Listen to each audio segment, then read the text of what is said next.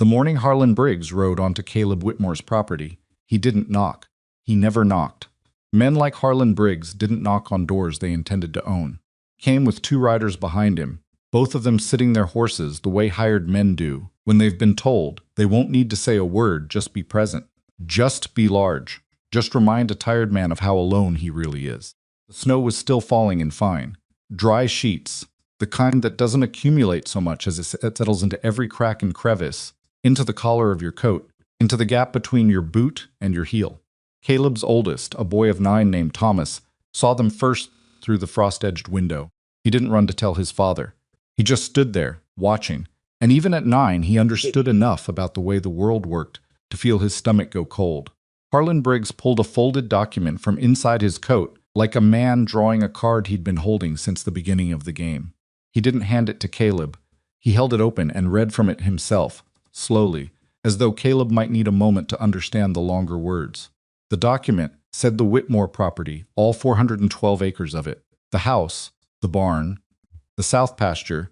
The creek rights was now collateral claimed by the Consolidated Western Land Company for failure to repay a debt of $940, principal and accumulated interest, the balance of which had been due 11 days prior. Caleb said he hadn't received any notice. Harlan said that wasn't his concern. Caleb said he needed more time. Harlan folded the document back into his coat with the practiced ease of a man who had done this particular thing many times before, in many different dooryards, to many different men, who all used the same words in the same order. I didn't receive notice. I need more time. He looked at Caleb the way a man looks at something he's already decided to step over, and said that the company would expect the property vacated by the 1st of March, which gave him. He paused, making a show of calculating 6 weeks. Then he turned his horse and rode back down the lane without another word, his 2 riders falling in behind him, and the snow kept falling, and Thomas Whitmore pressed his forehead against the cold glass and watched them go. If you've ever stood in a place that used to feel like yours and felt it become foreign while you were still standing in it, then you already know something about what this story is. Stay with me.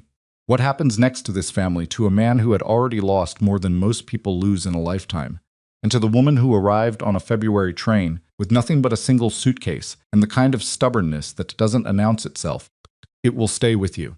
Subscribe to this channel so you don't miss what comes next, and hit that like button if you believe a person can arrive as a stranger and still save an entire family. Drop a comment telling me what city or country you're watching from. I want to see how far this story has traveled. Now let's go back to where it really began.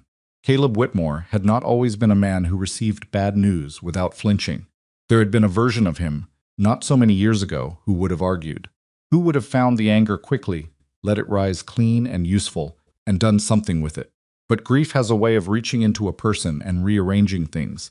And by the winter of 1894, Caleb's anger lived somewhere he couldn't easily access, buried under exhaustion and under the particular weight of raising 2 children alone, in a place that tried on a fairly regular basis to kill everyone living in it. He was 34 years old, and he looked older. Not old in any dramatic way, not ravaged or broken, just used, the way good tools get used, worn at the edges, in ways that speak to how much work has been asked of them. His hands were a catalog of small scars and healed-over cuts. His shoulders had the forward set of a man who spent most of his day bent into some task or another. He had brown hair that needed cutting and hadn't gotten it, and eyes the color of creek water in late fall, that particular gray-green that isn't quite either thing. His wife, May, had died 16 months ago. Fever, the doctor said, though the doctor was 70 miles away in Missoula and had not actually seen her. Caleb had sat with her through 4 days and 4 nights of it, watching the thing that was happening to her, and unable to stop any of it. She had been 29. She had been, in Caleb's estimation, the most competent person he had ever known, and he had loved her in the inarticulate way that men of his particular type loved, not with words, not with demonstrations, but with a thoroughgoing, daily devotion that expressed itself in small acts, and in the fact that he never once, in 7 years of marriage, stopped paying attention to her. After she died, the ranch began to die too, not dramatically. Slowly, the way a fire dies when you stop feeding it, not out all at once, but contracting, growing smaller, pulling inward. The south pasture fence came down in a windstorm in October, And Caleb didn't have the money to replace the posts, so he patched it with wire and rope and hoped it would hold through winter. It mostly did. The root cellar had a section of wall that had gone soft with moisture, and he'd shored it up with boards. But he knew come spring it would need real work. Cattle he'd had 23 head going into last winter, and now he had 17.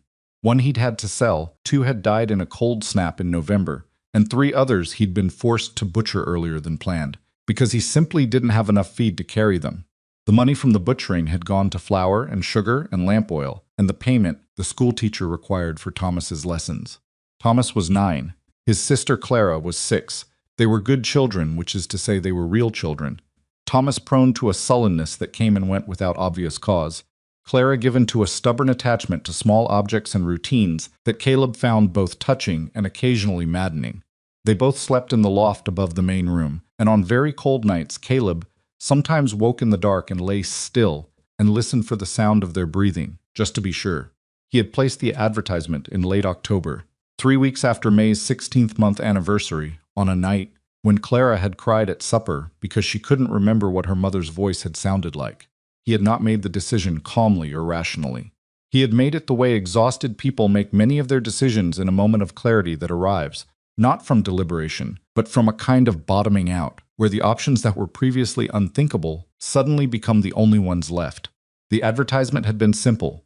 He was not a man given to elaboration. Widowed rancher, Montana Territory, 2 children, seeks practical woman of good character willing to relocate, hard work guaranteed, fair treatment certain. He'd stared at those 2 sentences for a long time before he folded the paper and sent it to the agency in Chicago. He felt ridiculous. He also felt that feeling ridiculous was a luxury he couldn't afford. The response came 6 weeks later, a single letter, written in a handwriting that was neat without being fussy, the handwriting of someone who had been taught correctly and had retained the lessons without adding any unnecessary ornamentation. Her name was Eleanor Whitaker.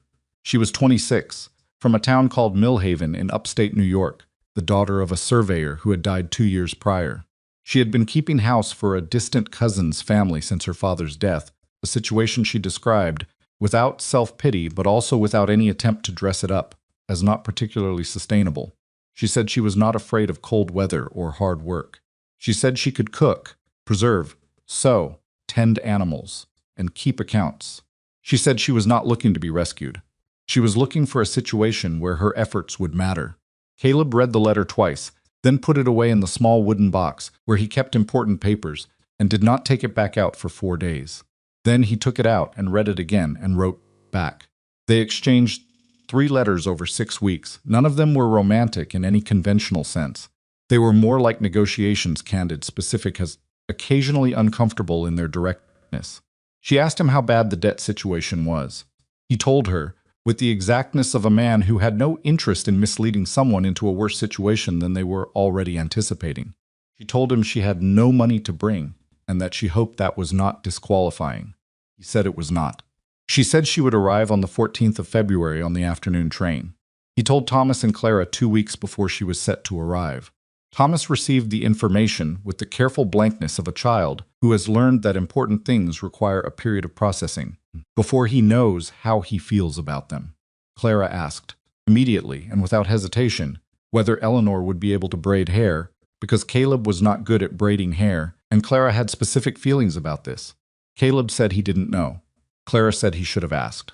He drove the wagon into Hamilton on the morning of the 14th, arriving at the station 2 hours early because the road was bad and he'd allowed for it. And then the road had been fine, which left him standing on the platform in the cold, with nothing to do but think, which was not something he particularly wanted to do. Hamilton was not a large town. It had grown up along the Bitterroot Valley with the particular haphazard energy of frontier settlements, main street of businesses that ranged from solid to provisional, a church, a school, a livery, 3 saloons that Caleb could name, and probably 1 or 2 more that kept a lower profile. The people who lived there had the look of people who had made a commitment, not always cheerfully, to stay. They watched each other's business with the attentiveness of communities that have very little else to watch. The station master, a stout man named Grover Finch, came out to sweep the platform at some point, and noticed standing there, and gave him the kind of look that contains a question it doesn't intend to ask out loud. Caleb nodded. Finch went back inside. The train was 12 minutes late. When it came in, Caleb watched the doors and tried not to look like he was watching the doors. 3 men got off, then a woman with a child, then an older couple moving slowly with a great deal of luggage, then a pause, and then Eleanor Whitaker stepped down onto the platform. And Caleb's first thought, which he was not proud of, was that she was not what he'd pictured. He hadn't formed a very specific picture. He'd told himself he hadn't. But whatever indefinite impression he'd been carrying dissolved immediately and was replaced by the actual person, which was always a more complicated thing. She was medium height, dark-haired under a gray wool hat that had seen better years, wearing a coat that was good quality but old, carried a small leather suitcase in one hand, and had a canvas bag over her shoulder. She stepped off the train and looked at the platform with the assessing, systematic gaze of someone taking inventory. And then she looked directly at Caleb, and he had the unsettling impression that she had identified him immediately and with very little difficulty. She walked toward him without hesitation. "Mr. Whitmore," she said. "Not a question, Miss Whitaker," he said. They shook hands. Her grip was firm and her hand was cold. She looked at him steadily for a moment, not rudely, but with a frankness that most women in his experience did not deploy this quickly, and then she looked past him at the wagon and the horse and the gray, frozen world beyond the station, and whatever assessment she was making, she made it without sharing it. "Long ride?" she asked. "About 2 hours," he said. "Road's not bad today." "Good," she said. Then before he could move to take her suitcase, "I've got it." He hadn't expected that either. They didn't talk much on the ride back. Not from awkwardness, exactly more from a mutual recognition that they were both people who did not feel compelled to fill silence. The valley rolled out around them, white and gray, and still the mountains against the sky, looking like something a person's had painted, and then left incomplete. Eleanor sat beside him on the wagon seat and watched the land with a focused attention that he found himself noticing. Most people, arriving in this country for the first time, reacted to it with some version of intimidation, the scale of it, the blankness of it in winter. She just looked at it as though she was memorizing it. After about 40 minutes, she said, "Tell me about the creek." He glanced at her. "What about it? In your letter you mentioned creek rights. I want to understand what that means for the property. Who's upstream?" It was such an unexpectedly practical question that he answered it fully and without thinking, explaining the water situation, the Harden family upstream, their long-standing informal agreement, times it had been a problem and the times it hadn't. She listened without interrupting and asked 2 follow-up questions that suggested she understood more about property and water rights than he would have assumed. When he said as much, she said her father had been a surveyor and she'd spent a fair amount of her childhood watching him work and listening to him explain things. "What kind of survey work?" Caleb asked. "Land claims, mostly. Boundary disputes. Some work for the territorial government when he could get it." She paused. He was good at it. Very precise. He kept meticulous records of everything. She said it simply, without the weight of grief on it. But Caleb heard the past tense and knew what it meant to have a parent reduced to what they were, rather than what they are. "How long ago?" he asked. 2 years in March," she said. He nodded. They let that sit for a moment in the cold air between them. "I'm sorry," he said. "Thank you," she said, in a way that meant she'd heard it before, and it had ceased to help very much, but she understood why people said it. Thomas and Clara were both in the house when they arrived. Thomas by design, and Clara, because she had been told firmly that she was to stay inside and not run out into the yard the moment she heard the wagon, a directive she had followed, with the specific brittle compliance of a child holding herself back by force of will.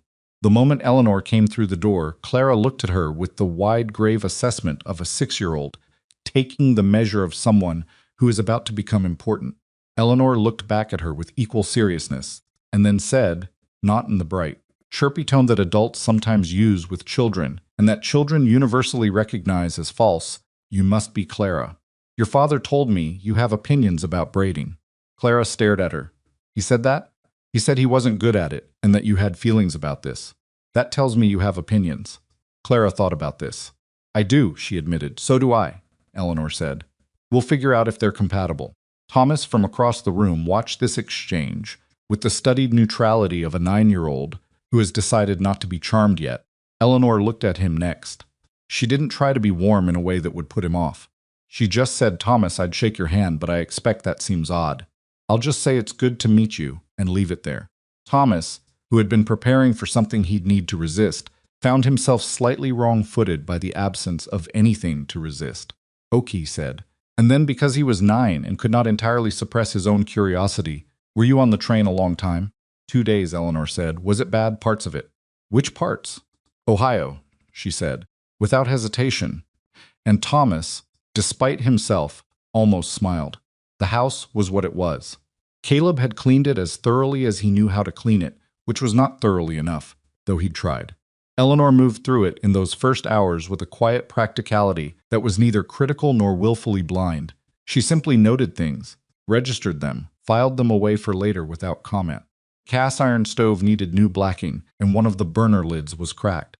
The floor had been swept but not scrubbed in some time.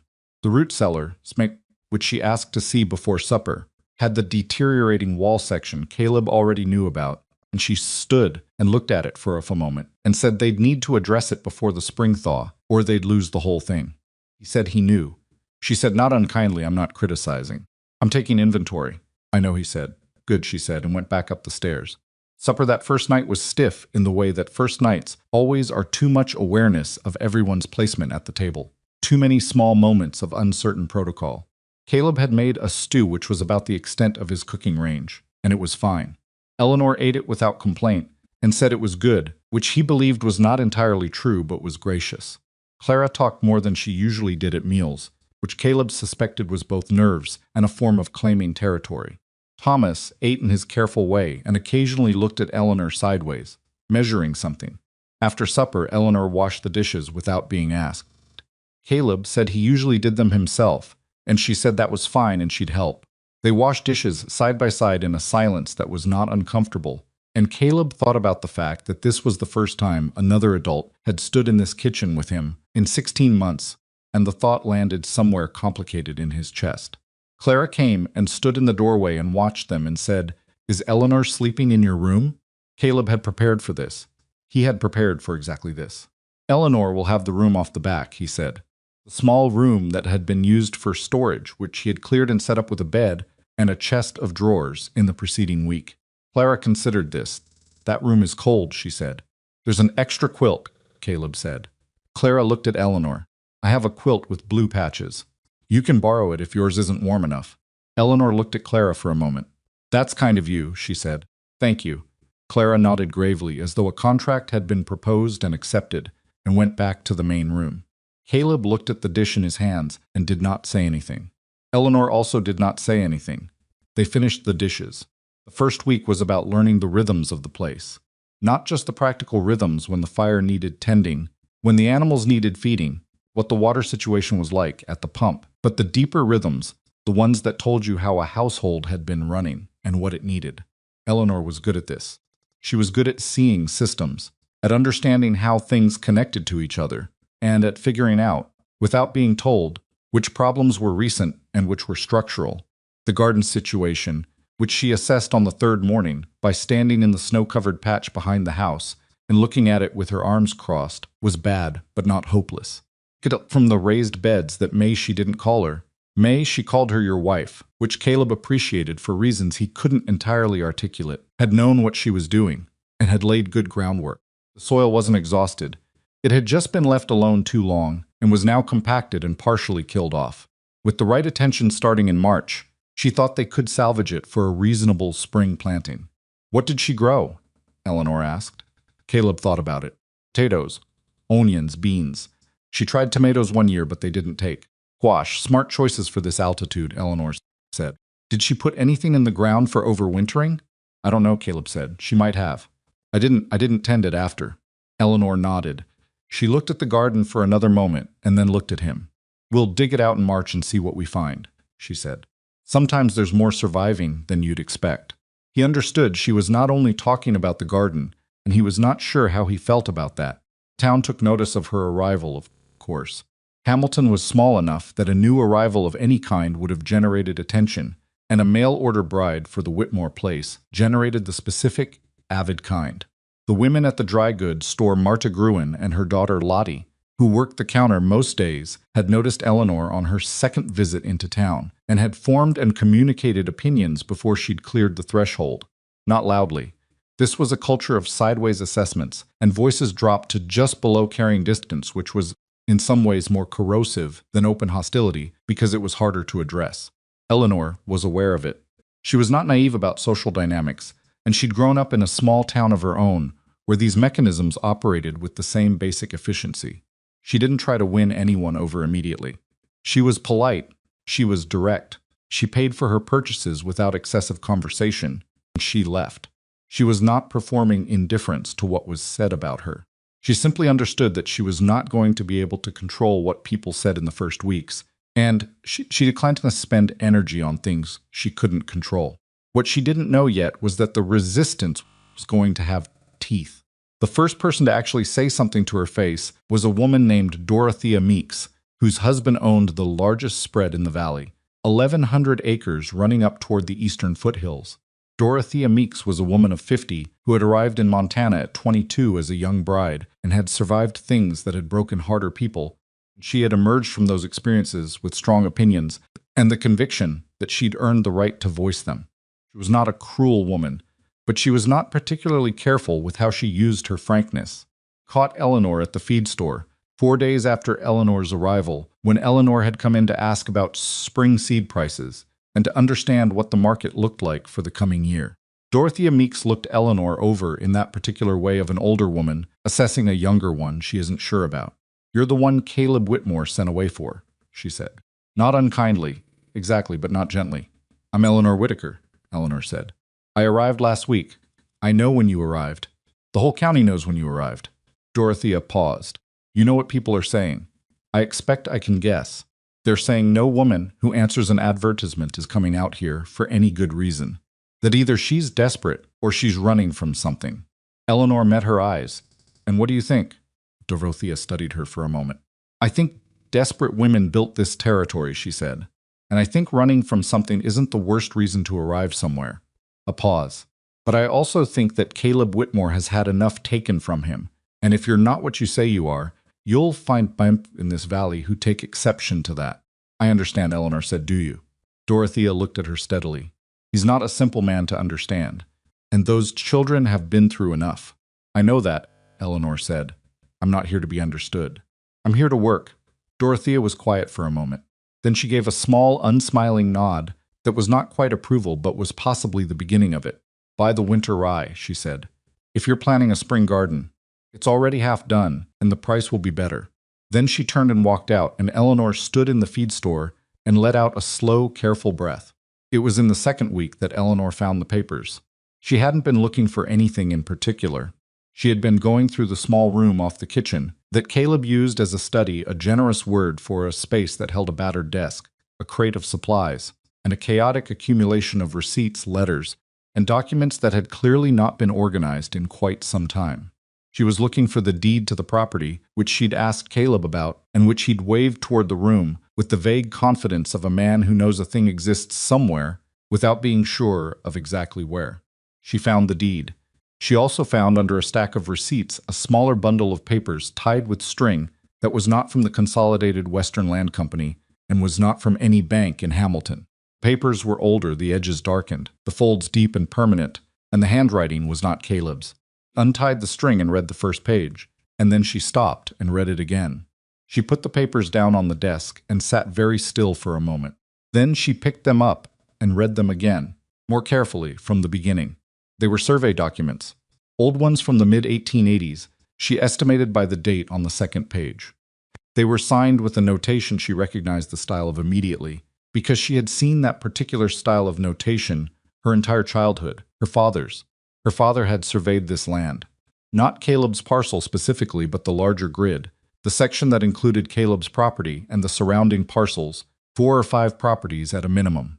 And in the margins of those documents, in her father's careful and precise handwriting, were notes, not standard survey notes, annotations, questions. In one place, circled 3 times, boundary discrepancy, eastern claim, see attached. In another, more alarming, recorded deed inconsistent with original territorial grant appears duplicated. Report filed. Eleanor sat in the cold little room for a long time. The fire had died down and she hadn't noticed it dying. She held the papers, and thought about the letter that had brought her here. The letter from the agency that had included Caleb's brief description, and she thought about why she had answered it. She had told Caleb the truth. She was looking for a situation where her efforts would matter. She had not told him the other truth, the fuller one, that when she had received the agency's list of advertisers and seen Montana territory among them, she had felt something pull that she couldn't entirely explain, because her father had spent 3 years of correspondence with someone in the Montana territory before his death correspondence he had kept in a separate box, locked, which she had only opened after he died. And in those letters he had described the same type of land fraud she was now reading about in these margin notes, and he had died before he could do anything about it. She had not come to Montana only because she needed a new situation. She had come because she had promised herself she would finish what her father had started. She had not expected to find his handwriting waiting for her in a drawer. She retied the string around the papers and held the bundle in her lap and looked at the closed door of the study and thought about how to begin. That evening, after the children were in the loft and the house had settled into its nighttime quiet, Eleanor came and sat at the table across from Caleb, who was mending a piece of harness by lamplight. She put the bundle on the table between them. "Where did these come from?" she asked. Caleb looked at the papers and then looked at her. May's father left them when he came through years back. He was a surveyor, worked the territory. He paused. "She kept them. I kept them because she kept them. I never knew what exactly they meant." Eleanor looked at the bundle. "The man who made these notes," she said, "was my father." Caleb set down the harness. He looked at her carefully, with the alertness of someone who is trying to understand whether they have misheard something. "Say that again." "James Whitaker. He was a land surveyor. He worked in Montana in the mid-1880s. She kept her voice even. "These are his annotations. I know his notation style. I grew up watching him work." "Your father," Caleb said slowly, "surveyed the land around this property." "Yes, and left documents about it." "Yes." Caleb looked at the bundle for a long moment. "Why?" Eleanor untied the string and laid the top paper flat on the table between them, and she began to explain what she saw in the margins, and why it mattered, and why she thought it was connected to the Consolidated Western Land Company that had come to his door. She explained it the way her father had explained things to her when she was young, clearly, specifically, without condescension, but also without assuming prior knowledge. She showed him the discrepancy notations. She showed him the word duplicated circled 3 times.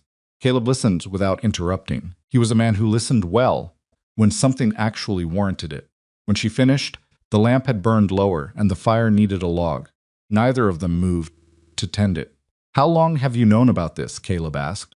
"Before you came." Eleanor held his gaze. "I knew my father had been corresponding about land fraud in the territory. I didn't know it was here. Not until I read these tonight." Quiet for a moment. "Did you come here because of this?" "I came here because I needed a different situation, and because this place felt connected to my father's work," she said. "That's both things at once. I'm not going to pretend one is more true than the other." Caleb looked at her for a long time. The fire popped. Thomas shifted in the loft above them, and they both reflexively looked up and waited to see if he'd wake, and he didn't. "You could have told me this in the letters," Caleb said. "I could have," Eleanor agreed. "I didn't know how much I could trust you with it yet." And now she looked at him steadily. "Now I know enough."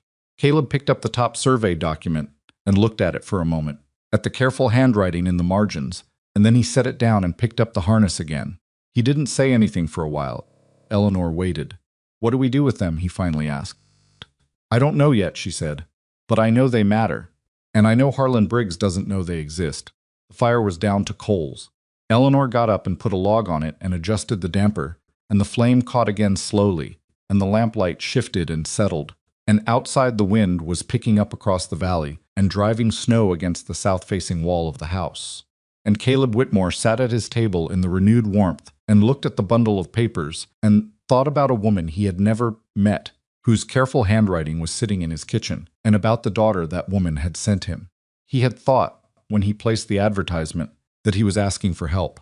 He was beginning to understand that what had arrived was something considerably more than that, and he wasn't sure yet whether to be frightened by it or grateful. Possibly, he thought both. Possibly that was exactly right. The wind pressed against the house and the fire held, and upstairs his children slept, and across the table, Eleanor Whitaker had already opened the survey document again and was reading it for the 4th time. her finger moving along the margins, her face composed and intent and absolutely focused on whatever she was looking for. Eleanor did not sleep well that night, which was not unusual for her. She had not been a reliably good sleeper since her father died, but this particular sleeplessness had a different quality than her usual kind. Most nights when sleep didn't come, it was a diffuse thing, a general restlessness without a specific object. This night her mind had something to work on, and it worked on it with the focused, slightly feverish energy of a person who has just discovered that two separate threads of their life connect in a place they hadn't anticipated. She lay in the back room under two quilts, her and Clara's blue-patched one. The girl had produced the previous evening with the solemn efficiency of someone completing a transaction, and she stared straight at the ceiling and thought about her father. James Whittaker had been a methodical man. That was the word for him. She'd always thought not cold, not distant, but methodical in the way that certain kinds of careful people are, people for whom precision is not a professional habit but a moral one. He believed that getting things exactly right mattered, that the difference between an accurate measurement and an imprecise one was not merely technical but ethical, because other people's lives and livelihoods depended on the numbers being correct. He had passed this belief on to Eleanor so thoroughly that she sometimes caught herself applying it to things that had nothing to do with land or measurement, to conversations, to decisions, to the way she read a room. He had started writing to someone in Montana in 1889. She'd been 19 then, old enough to notice the correspondence without understanding it, young enough not to press him for details. She knew the letters went to a territorial land office, and sometimes to a man whose name appeared on the envelope's R. Aldous in Helena. She had assumed it was professional. Survey work, boundary questions, the ordinary business of a land surveyor with connections in multiple territories. After he died, she opened the locked box. She read 2 years' worth of letters, drafts of his own, and copies he'd kept of the ones sent back, and she understood that it was not ordinary business. He had found something not on his own survey work in New York, but in the records, the federal land records that were publicly available to anyone who knew what they were looking for and had the technical training to read them properly.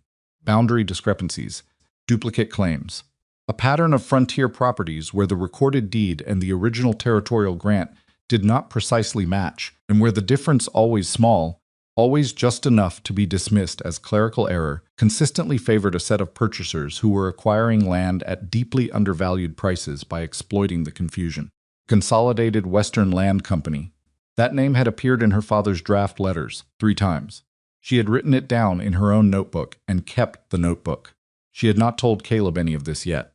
She'd told him the essential truth that she had known about her father's connection to Montana land fraud, that she had come in part because of it, that finding his actual handwriting in this specific house had been more than she'd prepared for. But she hadn't told him the full shape of what she believed her father had found, or what she thought it meant for Caleb's situation specifically. She hadn't told him because she needed to look at those survey documents again in the morning light, compare them to what she carried in her own memory, and be sure before she said more. She was her father's daughter. She didn't say things she wasn't sure of. Eventually she slept, lightly and briefly, and woke before dawn to the sound of Caleb moving in the kitchen, building the fire back up, and she lay still and listened to the ordinary sounds of the house waking, and thought that whatever else this place was, whatever difficulty it held, it did not feel hostile.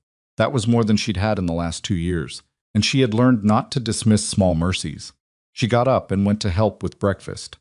The survey documents were spread across the kitchen table by 7 in the morning, the children still in the loft, the fire going well, 2 mugs of coffee cooling at the edges of the papers, because there was no clear space to put them anywhere else. Eleanor had her father's bundle on one side and a piece of paper on which she'd been writing notes. Caleb sat across from her and watched her work with the patient attention of a man who understands he is watching something do something he can't do himself. This line here, she said, pointing to a notation on the second document, is a reference to the original 1,882 territorial survey of this grid section. That survey established the baseline for all the property boundaries in this area. My father's work in 1,886 was a resurvey. They did that periodically to catch errors or update records when the original measurements were disputed. And he found something. He found that the eastern boundary of this section, which includes your property and the Hardin place, and at least 2 others had been recorded incorrectly in the county deed register. Not in the original territorial survey, which is accurate. In the county register, which is what people actually use when they're buying and selling.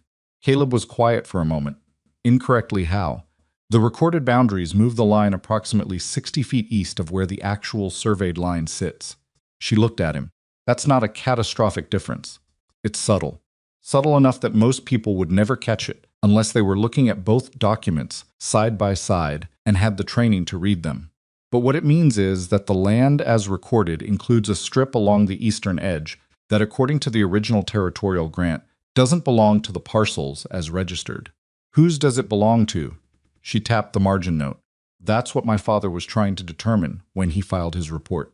He'd identified the discrepancy and flagged it, but tracing who had actually acquired those 60-foot strips, tracking where the error originated, and who benefited from it, that's the harder work. And it requires access to records in Helena, not just the county office. And that's what the letters were. I believe so. He was corresponding with someone in Helena who had access to the territorial records, trying to build the complete picture. She sat back. He died before he could finish it. Caleb looked at the papers for a long moment. And Briggs, he said, the Consolidated Western Land Company. They're buying distressed properties in this valley. Properties where the owners are struggling, where the debt situation makes a foreclosure claim plausible. She held his gaze. If those properties have a boundary discrepancy that's never been corrected, and if the company is aware of that discrepancy, they could acquire the land and then quietly resolve the boundary issue in their favor. They'd end up with more land than what's in the recorded deed, and no one would know because the original discrepancy was never public. Caleb sat very still. You're saying they know about this already. I'm saying it's possible. The pattern of which properties they're pursuing yours, and I'd want to verify, but I believe the Hardin place has had pressure too, is consistent with properties in the affected boundary zone. The fire popped. Outside, the wind had picked up again, coming down out of the north with the particular persistence of a February wind that intends to remind you of its presence for some hours. We need the Helena records, Eleanor said. I know, Caleb turned his coffee mug in his hands. I know a man in Missoula. He's done legal work before. He's not exactly a lawyer, but he knows the territorial law. He's helped ranchers with claim disputes. That's a start, Eleanor said. But the records themselves, we'd need someone with access to the territorial land office. The man in Helena, Caleb said. Your father was writing to someone there. R. Aldous. Eleanor looked up. You remember that from what I told you. I pay attention, he said simply. She looked at him for a moment. Do you know if that name means anything in this area? No, Caleb said, but I can ask. Carefully. Overhead, the loft floorboards creaked, and then the sound of Clara's feet. She had a very particular way of coming down the loft ladder, always slightly too fast, as though she'd been waiting at the top for permission, and once it was given, she didn't intend to waste time. She appeared at the bottom, hair loose and wild, looked at the papers covering the table, and looked at Eleanor and Caleb across them. What's all that? Clara asked. Maps, Eleanor said.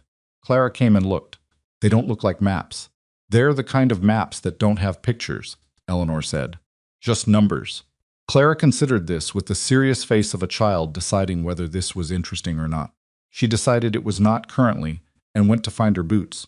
Thomas came down the ladder after her, more carefully, and he did look at the papers. And he looked at Eleanor, and something in his expression said he understood that whatever was on that table was not nothing, even if he didn't know what it was. He didn't ask. He went and got his coat.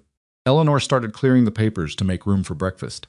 The trouble with Marta Gruen's daughter Lottie was that she had a generous nature and a leaky mouth, which was a combination that made her simultaneously well-liked and the primary vector by which information traveled through Hamilton. She didn't gossip out of malice. She gossiped out of a genuine enthusiasm for the world and the people in it, an inability to hold interesting information without sharing it, and an optimistic belief that sharing information was usually beneficial. This belief was wrong approximately 40% of the time. On a Wednesday morning in mid-February, Eleanor came into the dry goods store to pick up a few items she needed and to ask about the price of lye soap in bulk, which was a practical inquiry and nothing more. Lottie was behind the counter, and Lottie, who had a naturally open face that showed everything that passed through her mind, looked at Eleanor with the particular brightness of someone who has a piece of information they've been waiting to deliver. Mrs. Kavanaugh was in yesterday, Lottie said, by way of what she considered a casual opening. Eleanor set her list on the counter. I don't think I've met her. She's married to one of the men who works for the land company. The consolidated company. She came in for thread and we got to talking. Lottie dropped her voice, though there was no one else in the store. She said Harlan Briggs was in her husband's office last week, and she said he was talking about the Whitmore place specifically. She didn't catch all of it, but she heard him say he wasn't worried about the deadline because the ranch was going to fold before it came to any real legal trouble. Eleanor looked at her steadily. He said that. That's what she said, he said. Lottie leaned forward slightly. She says, and this is the part that made her tell me, because she's not the kind of woman who talks out of turn. Generally, she said Briggs mentioned that the man in that house didn't have anyone to fight back. Those were his words. Nobody to fight back. Eleanor picked up her list from the counter and smoothed it flat. He said that before I arrived, she said, or after. Lottie blinked. I don't know. She didn't say. It matters, Eleanor said. Not harshly, just factually. Because if he said it after, then he hasn't paid much attention.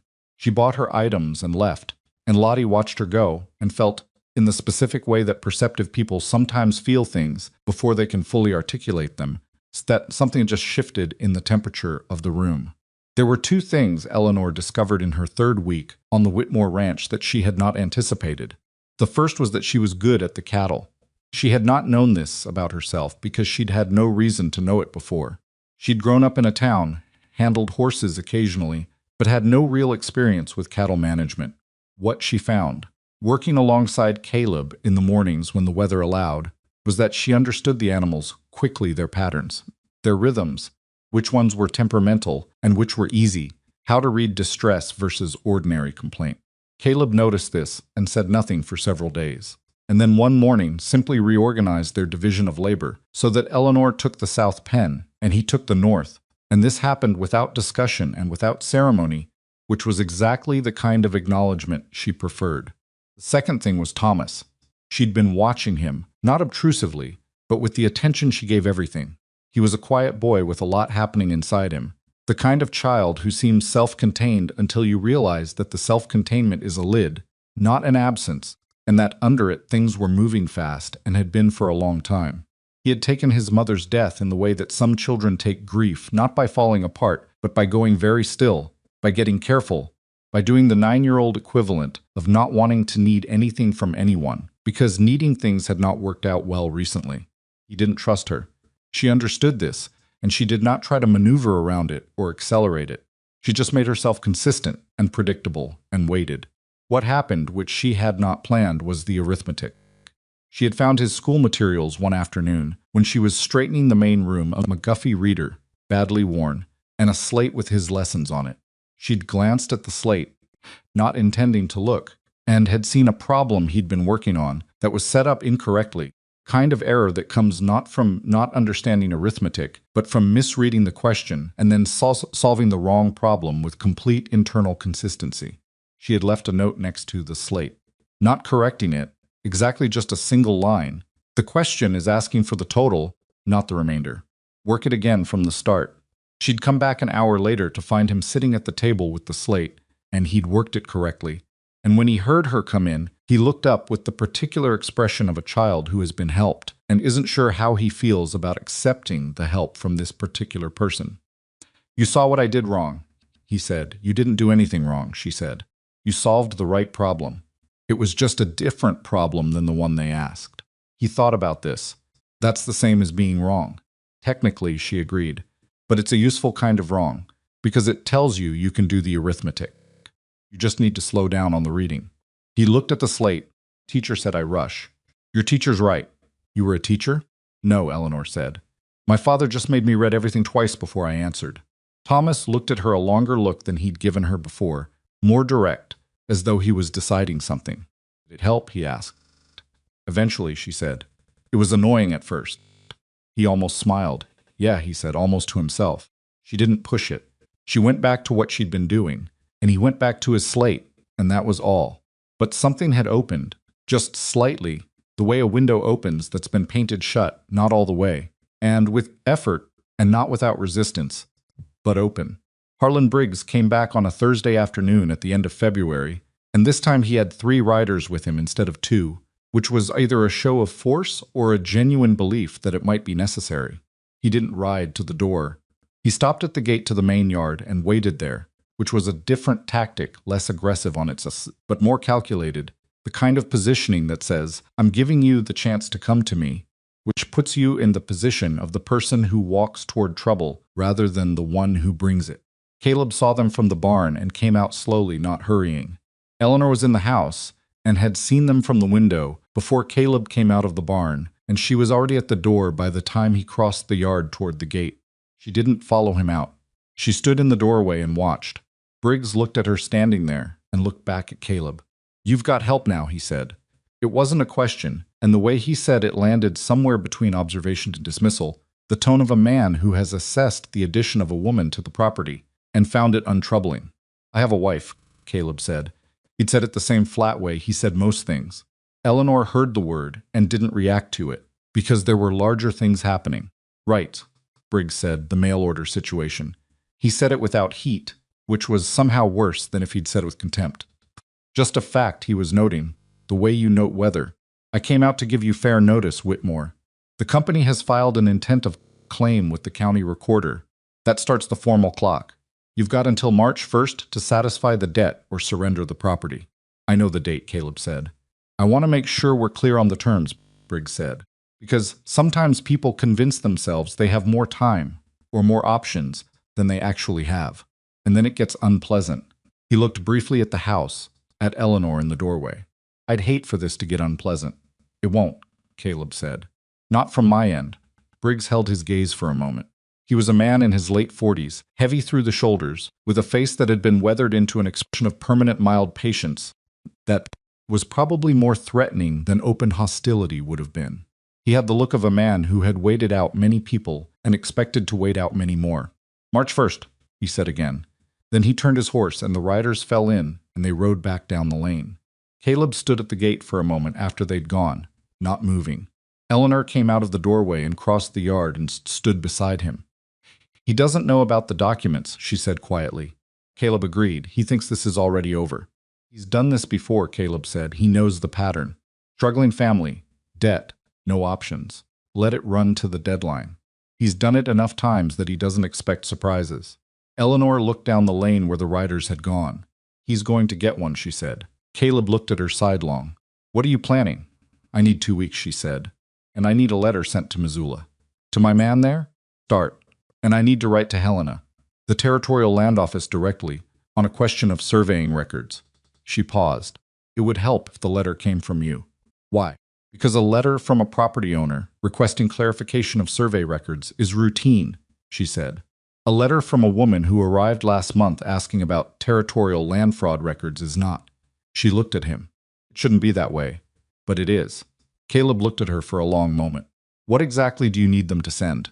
The original 1,882 survey records for this grid section. The baseline documents.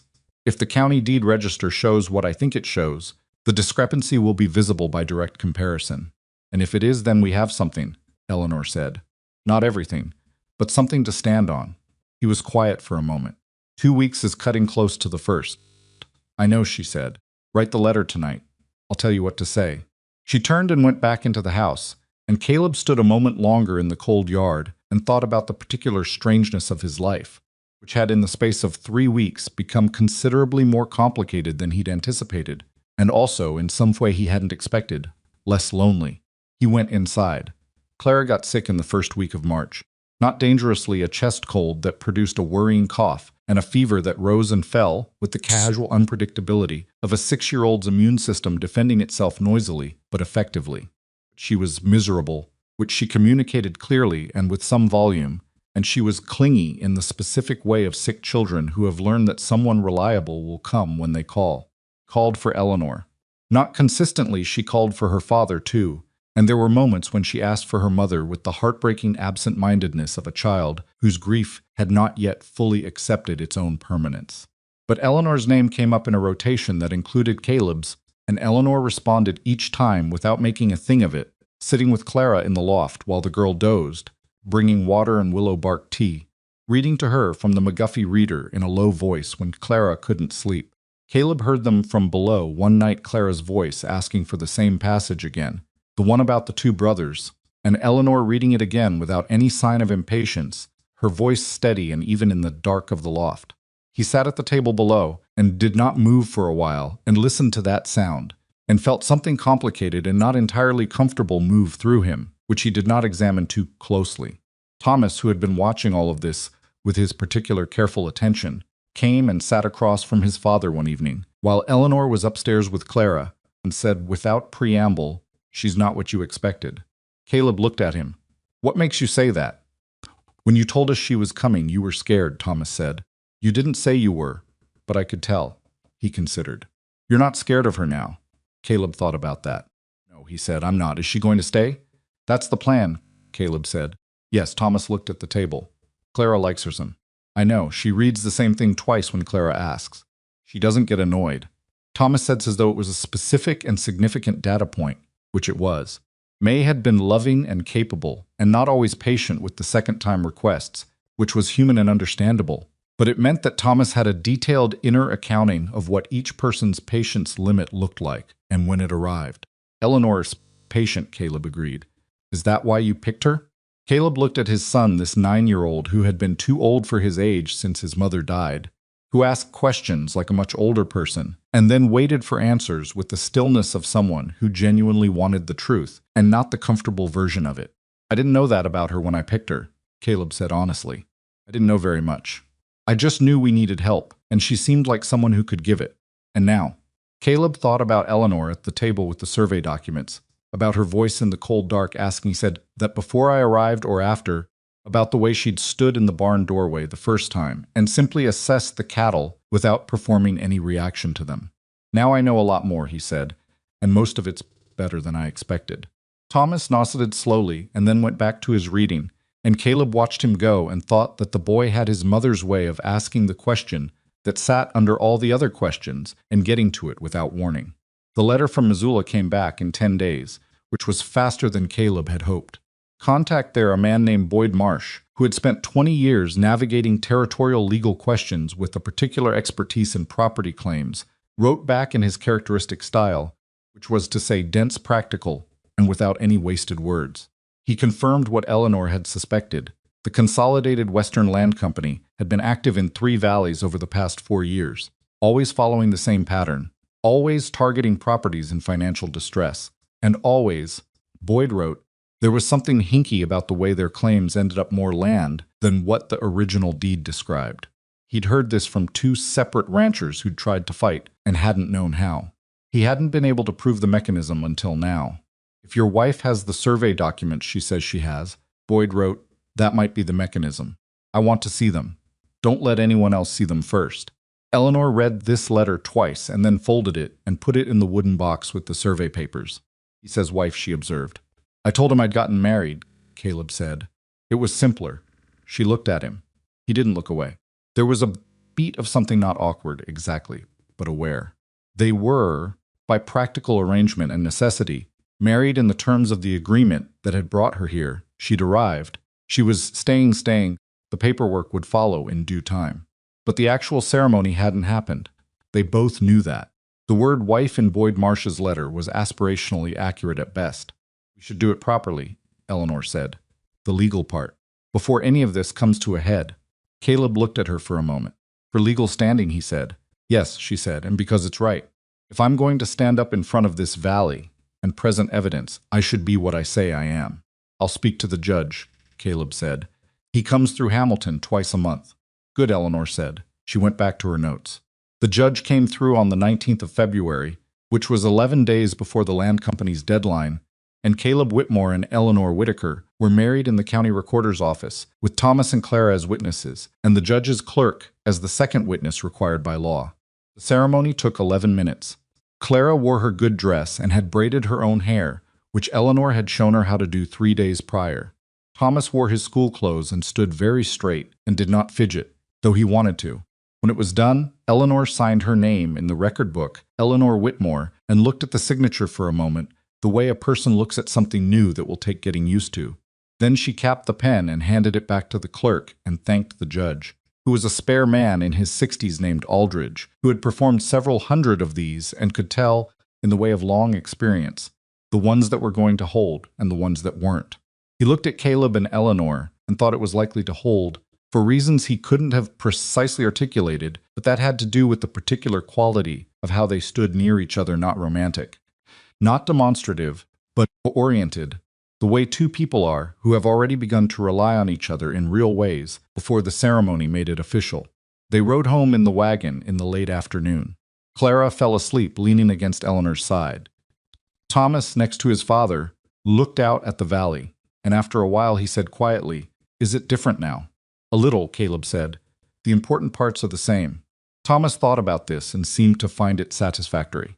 He went back to watching the valley. Eleanor felt Clara's weight against her side and looked at the mountains going dark at their peaks as the light changed, and thought about her father and about how the things we carry with us have a way of finding their destination even when we don't know where we're going. The wagon rolled on toward home, and behind them, the town of Hamilton shrank to a cluster of lights, and the land company's deadline was 11 days away. And in the wooden box on the Whitmore kitchen shelf sat a bundle of papers tied with string that nobody outside that house yet understood the importance of, and Eleanor Whitmore looked at the mountains and thought, not yet, but soon. Cold had settled in deep for the night, and the horse moved steadily, and Clara breathed slow, and even against Eleanor's side, and the road home was dark but not unfamiliar. The letter from the Territorial Land Office in Helena arrived on the 24th of February, which was 5 days before the deadline, and Eleanor was the one who saw it first, because she was the one who had been watching for it. She had developed a habit over the preceding days of finding reasons to be near the front of the property in the late morning, when the postwriter came through. She didn't make a production of it. She was always doing something else, checking the fence line, hauling wood, walking the south pasture edge to assess the snow compaction. She positioned herself so she could see the lane, and on the morning of the 24th she saw the rider turn in, and she set down what she was carrying and walked to meet him. The envelope was from the Helena office of the Territorial Land Registry. It was addressed to Caleb Whitmore. She signed for it and carried it to the house and set it on the table and looked at it for a moment without opening it, which was harder than it sounds. Caleb came in from the barn 20 minutes later and saw the envelope on the table and saw Eleanor standing near the window with her arms crossed, which was a posture he had already learned meant she was thinking hard about something and keeping the thinking contained. "Allison," he said. "Yes." He picked it up. He looked at her. "You want to open it?" "Very much," she said. He handed it to her. She took it, and she didn't rush. She opened it the way she did most things, with a care that wasn't fussiness but precision, and she unfolded the 2 sheets inside and read them. And Caleb watched her face, and he had learned enough about her face in 5 weeks to know that what it was doing now was controlled relief, the expression of someone whose working theory has just been confirmed, but who isn't going to celebrate until they've read every word. She read to the bottom of the 2nd sheet, then she read it again. Then she set it on the table and put her hand flat on it and looked at him. "It's there," she said. They sent the baseline survey record for the 1,882 grid survey of this section. The boundary line is recorded exactly where my father's documents put it, 61 feet west of the county deed register. 61, Caleb said. He rounded to 60 in his notes, Eleanor said. He was precise, but he was writing quickly. The official record is 61 feet. She looked at the letter. Which means the deed registered in this county for your property, and the Hardin place and the collier spread on the south end all describe land that extends 61 feet further east than the actual territorial grant allows. Caleb sat down slowly at the table in the company. If they acquire this property under the current deed, they acquire it with that discrepancy baked in. Then they go to Helena and file a correction they'd claim they discovered it, that they're rectifying a clerical error, and the corrected boundary that gives them the original grant land, plus allows them to pick up the adjacent strip separately, at whatever price they want, because the strip is now technically unclaimed territory. She sat down across from him. Clean. It would have worked. No one in this valley knew to look for it. Except your father, Caleb said. Except my father, she said. And now us. They sat with that for a moment. The fire was going steadily, and the house smelled of the oat porridge Eleanor had made that morning, and upstairs Clara was talking to herself in the low, elaborate way she did when she was constructing some private game or narrative, and the sound of it was very ordinary and domestic against the thing that was sitting between the two adults at the kitchen table. 5 days, Caleb said. Yes. Is it enough? Eleanor thought about it honestly, which was the only way she thought about things. Might be, she said. It depends on who we can get to look at this before March 1st, and whether they're willing to act on what they see. If we can get Boyd Marsh here from Missoula with his documentation, and if we can show this to the county recorder, and if the recorder is not in the company's pocket, he's not, Caleb said. Walt Greer has been the county recorder for 15 years, and he's an irritable old man who doesn't like being told what to do by anyone. He's not corrupt. He's just difficult. Difficult I can work with, Eleanor said. Corrupt I cannot. She picked up the Helena letter and folded it back carefully along its original creases. I need to write to Boyd Marsh today, and we need to talk to the Hardins. Caleb looked at her. Frank Hardin and I haven't spoken well in 2 years, he said. We had a dispute about the creek. Nothing was resolved. Do you think he's being pressured by the company too? I think the fact that his son came by last month and asked about whether we'd had any unusual visitors is a reasonable indicator, Caleb said.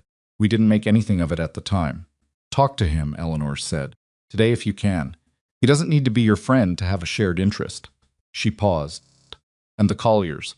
Margaret Collier is a widow. Her son runs the place now.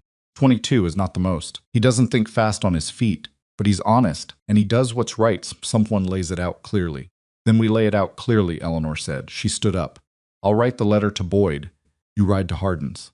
Caleb looked at her at the way she was already moving, the way her mind was already 3 steps ahead, organizing, sequencing. He thought about the night she'd arrived on the platform, how he'd had that first uncharitable thought about her not being what he'd expected, and he thought about what a poor judge of a person's actual nature a first impression was. Eleanor, he said. She turned. You know this might not work, he said. Not pessimistically, just squarely, the way he approached most difficult things, even with the documents. These companies have money and lawyers, and they know how to delay. Marsh can't promise us anything, I know, she said. And if it doesn't work, I know, she said again. But it has a chance, and before I came here it had none. She held his gaze for a moment. Not nothing, Caleb. He didn't argue. He got his coat. Frank Hardin was a big man, slow-moving and deliberate with the weathered patience of someone who'd been farming hard land for 30 years and had developed a philosophical relationship with difficulty. He and Caleb had not parted well over the creek dispute. There'd been a winter 2 years ago when the Hardin irrigation trench had backed up and sent water over the boundary line and taken out part of Caleb's south fence, and the conversation about responsibility for the repairs had gotten heated in the way of men who were both under too much pressure and not good at talking about it. They had not formally resolved anything. They had simply stopped pressing the wound and let it scar over. When Caleb rode up to the Hardin place, Frank came out onto the porch and watched him come with the careful neutrality of a man who has not decided yet whether a visitor is welcome. Whitmore, he said. Frank. Caleb stopped his horse. I'm not here about the creek. All right, Frank said. Not good or come in. Just acknowledgement, which was about what Caleb had expected. I need to ask you something directly, Caleb said. Has the Consolidated Western Land Company made a move on your property? Frank was quiet for a moment. Then he stepped off the porch and came to stand near Caleb's horse, which was the closest thing to an invitation he seemed inclined to offer. Briggs was here in January, he said quietly. Said I owed on a note. I told him the note wasn't due until April. What did he say? Said there'd been a change in terms. Said it was in the original agreement. Frank looked at him steadily, pulled the agreement out. There was no such clause. He said I was misreading it. Were you? No, Frank said flatly. I can read. Caleb nodded. I want you to come to a meeting, he said. My place, day after tomorrow.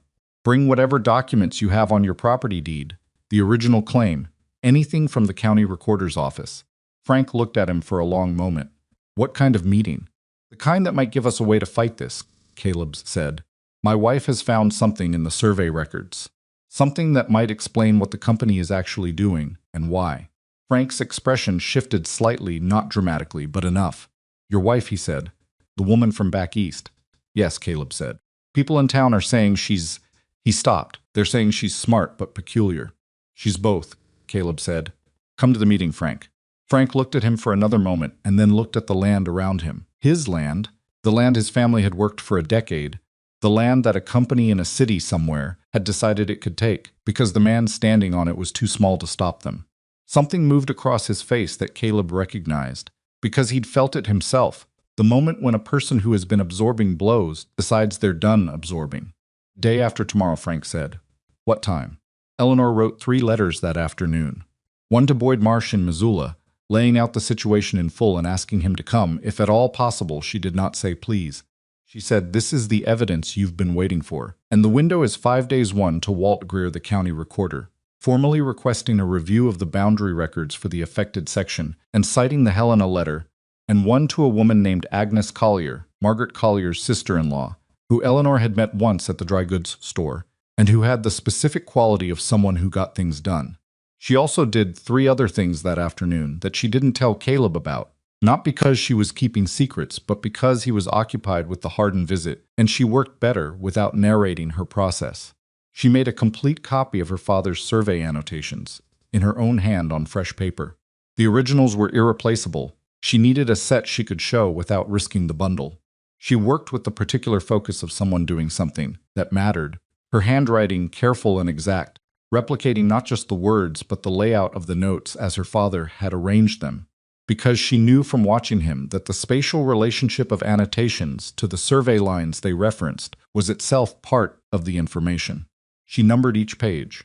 Then she wrapped the originals in oilskin from the supply room and put them back in the wooden box, and put the box in a specific place she chose deliberately, not obvious, not hidden so well it would be inaccessible in an emergency, but in a location that she noted and that she intended to show Caleb tonight.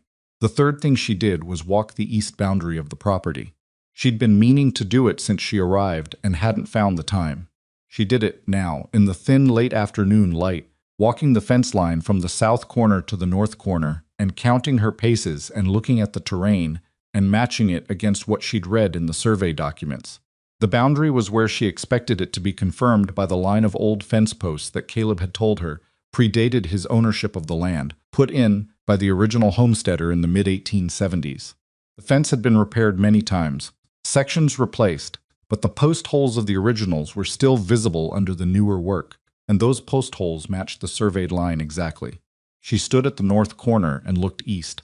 The land that lay beyond the fence, the 61-foot strip that ran the full north-south length of the property, was mostly scrub and rock, not particularly valuable in itself. But the strip connected, at the north end, to a section that had water access, a seasonal creek that came down from the Hardin Ridge and crossed both properties. Whoever owned that strip controlled the most direct approach to that water from the east. She understood it now completely. The strip wasn't about the acreage. It was about the water approach. In a territory where water rights were the difference between a viable ranch and a dead one, controlling that access point was worth considerably more than 61 feet of scrubby land. She walked back to the house in the early dark and met Caleb coming in from the barn and told him about the water access, and she watched his face as he understood it. She saw the moment it landed not just as an abstract legal question, but as something personal, as the explanation for why this particular valley, these particular properties, were the ones the company had targeted. May fought to keep those creek rights, he said quietly. She's the one who negotiated the informal agreement with the Hardins. She understood the water situation better than I did at the time. He looked at Eleanor. She would have seen this. Eleanor was quiet for a moment. "I think your father-in-law saw it first," she said. "He was the one who brought the survey papers to her.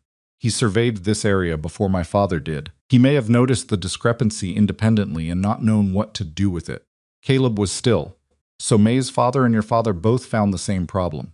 "From different directions," Eleanor said. "Yes, and neither of them was able to do anything about it." He looked at her directly, and with a feeling he didn't try to name. "And now their children are sitting in the middle of it." "Yes," she said simply. They ate supper and put the children to bed, and then they sat at the table with the copied documents spread between them and worked by lamplight, building the sequence of the argument they would have to make, organizing the evidence in the order that would be most comprehensible to people who hadn't spent weeks thinking about this the way Eleanor had. Caleb was better at this part than she'd expected. He thought in structures, in sequences, in the kind of logical if-then chains that made for clear arguments, and when she explained something, he asked the question that would also be asked by the person they needed to convince, which was exactly what she needed. They worked for 3 hours. They didn't always agree about the order. They argued twice briefly about how much technical detail to include versus how much to strip out for clarity, and both times they reached a compromise that was better than either of their original positions. At some point, Eleanor realized they had been talking for 3 hours, without the conversation costing her anything, which was not nothing. She had spent 2 years in her cousin's house, being politely tolerated, and occasionally made to feel like a burden, and before that she had spent years being the daughter who was capable but not fashionable, capable but not married, capable but somehow slightly inconvenient to the social order. Sitting across this table, in this kitchen, making arguments that this man listened to and pushed back on and incorporated, it was a kind of respect she had not had in a long time.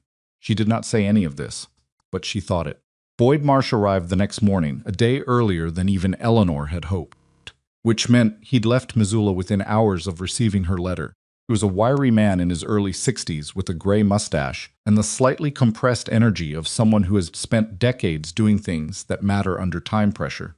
He tied his horse at the gate and came up to the house and shook Eleanor's hand before Caleb's, which she noticed and appreciated without remarking on. He read the documents at the kitchen table while Eleanor and Caleb sat across from him, and the children were sent outside Clara with reluctance. Thomas with the specific look of someone who understands he's being excluded from something important and is filing the information for later processing. Boyd Marsh read slowly. He asked no questions while he read. He made 3 notes on a small pad he carried. When he was done, he sat back and looked at Eleanor. "Your father," he said. "James Whitaker." "Yes, I corresponded with R. Aldous in the Helena office about a land surveyor named Whitaker who had filed a discrepancy report in 87. I never made the connection that he was." He paused, trying to get someone in Helena to act on it. Aldous passed it up the chain. It got buried. "Deliberately?" Eleanor asked. "I don't know," Boyd said honestly. Could have been bureaucratic inertia. Could have been deliberate. The company had friends in the territorial administration at that time. Still might. He tapped the papers. "But this the original survey baseline from Helena, combined with your father's margin annotations, and the county deed register discrepancy. This is the mechanism laid out step by step. This is what I've been trying to find for 2 years. Can you use it?" Caleb asked. "In court, eventually, yes," Boyd said. "But not by March 1st. Not in 5 days. A lawsuit takes months. And even with this evidence, the company will file for delay, bring in their own surveyors, challenge the Helena records. They'll fight it." Eleanor had expected this. "What can we do by March 1st?" she said. It wasn't a question exactly, more of a request to think out loud together. Boyd looked at her. "The county recorder can issue a hold on any property transfer if there's an active dispute about the deed accuracy. Walt Greer can do that. He has the authority. If we can get him to look at these documents and agree there's a legitimate question about the boundary record, he can freeze the company's claim until the question is formally resolved." "Caleb says he's difficult," Eleanor said. "He's an obstinate old goat," Boyd agreed. "But he hates being taken for a fool, and he hates the idea of the county records being used fraudulently even more. If you lay this out for him correctly, he'll see it. The question is getting him to see it before March 1st. He looked at Caleb. "Can you get him out here?" "I can try," Caleb said. "He doesn't come out of town easily." "Then we go to him," Eleanor said. "Tomorrow, with the documents." Boyd looked at her. "You want to go to the county recorder's office? With you, with Caleb, with the Hardins if Frank is willing, and with my copies of these documents." She met his eyes. "And I want to present it myself." There was a brief pause. Boyd looked at Caleb. Caleb looked at Eleanor. "You know Greer will be Boyd started." Resistant to hearing it from a woman, Eleanor finished. "Yes, I know, do it anyway. Because if Caleb presents it and gets a question he can't answer, we lose the thread. I'm the one who understands this completely. I'm the one who can answer whatever Greer asks." She paused.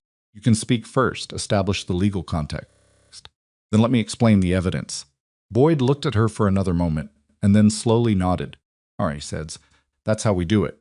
The meeting with Walt Greer happened the following morning, a Thursday, with 2 days left before the deadline. It took place in the county recorder's office, which was a small, paper-crammed room behind the main courthouse in Hamilton, smelling of ink and old files, and the particular dust of official records that have not been disturbed recently. Greer was in his mid-70s, a thin man with a rigid posture that had probably been military at some earlier point and had never fully relaxed since, with eyes that looked at everything with the flat, assessing attention of someone who had been lied to professionally for 50 years and had developed finely calibrated detectors.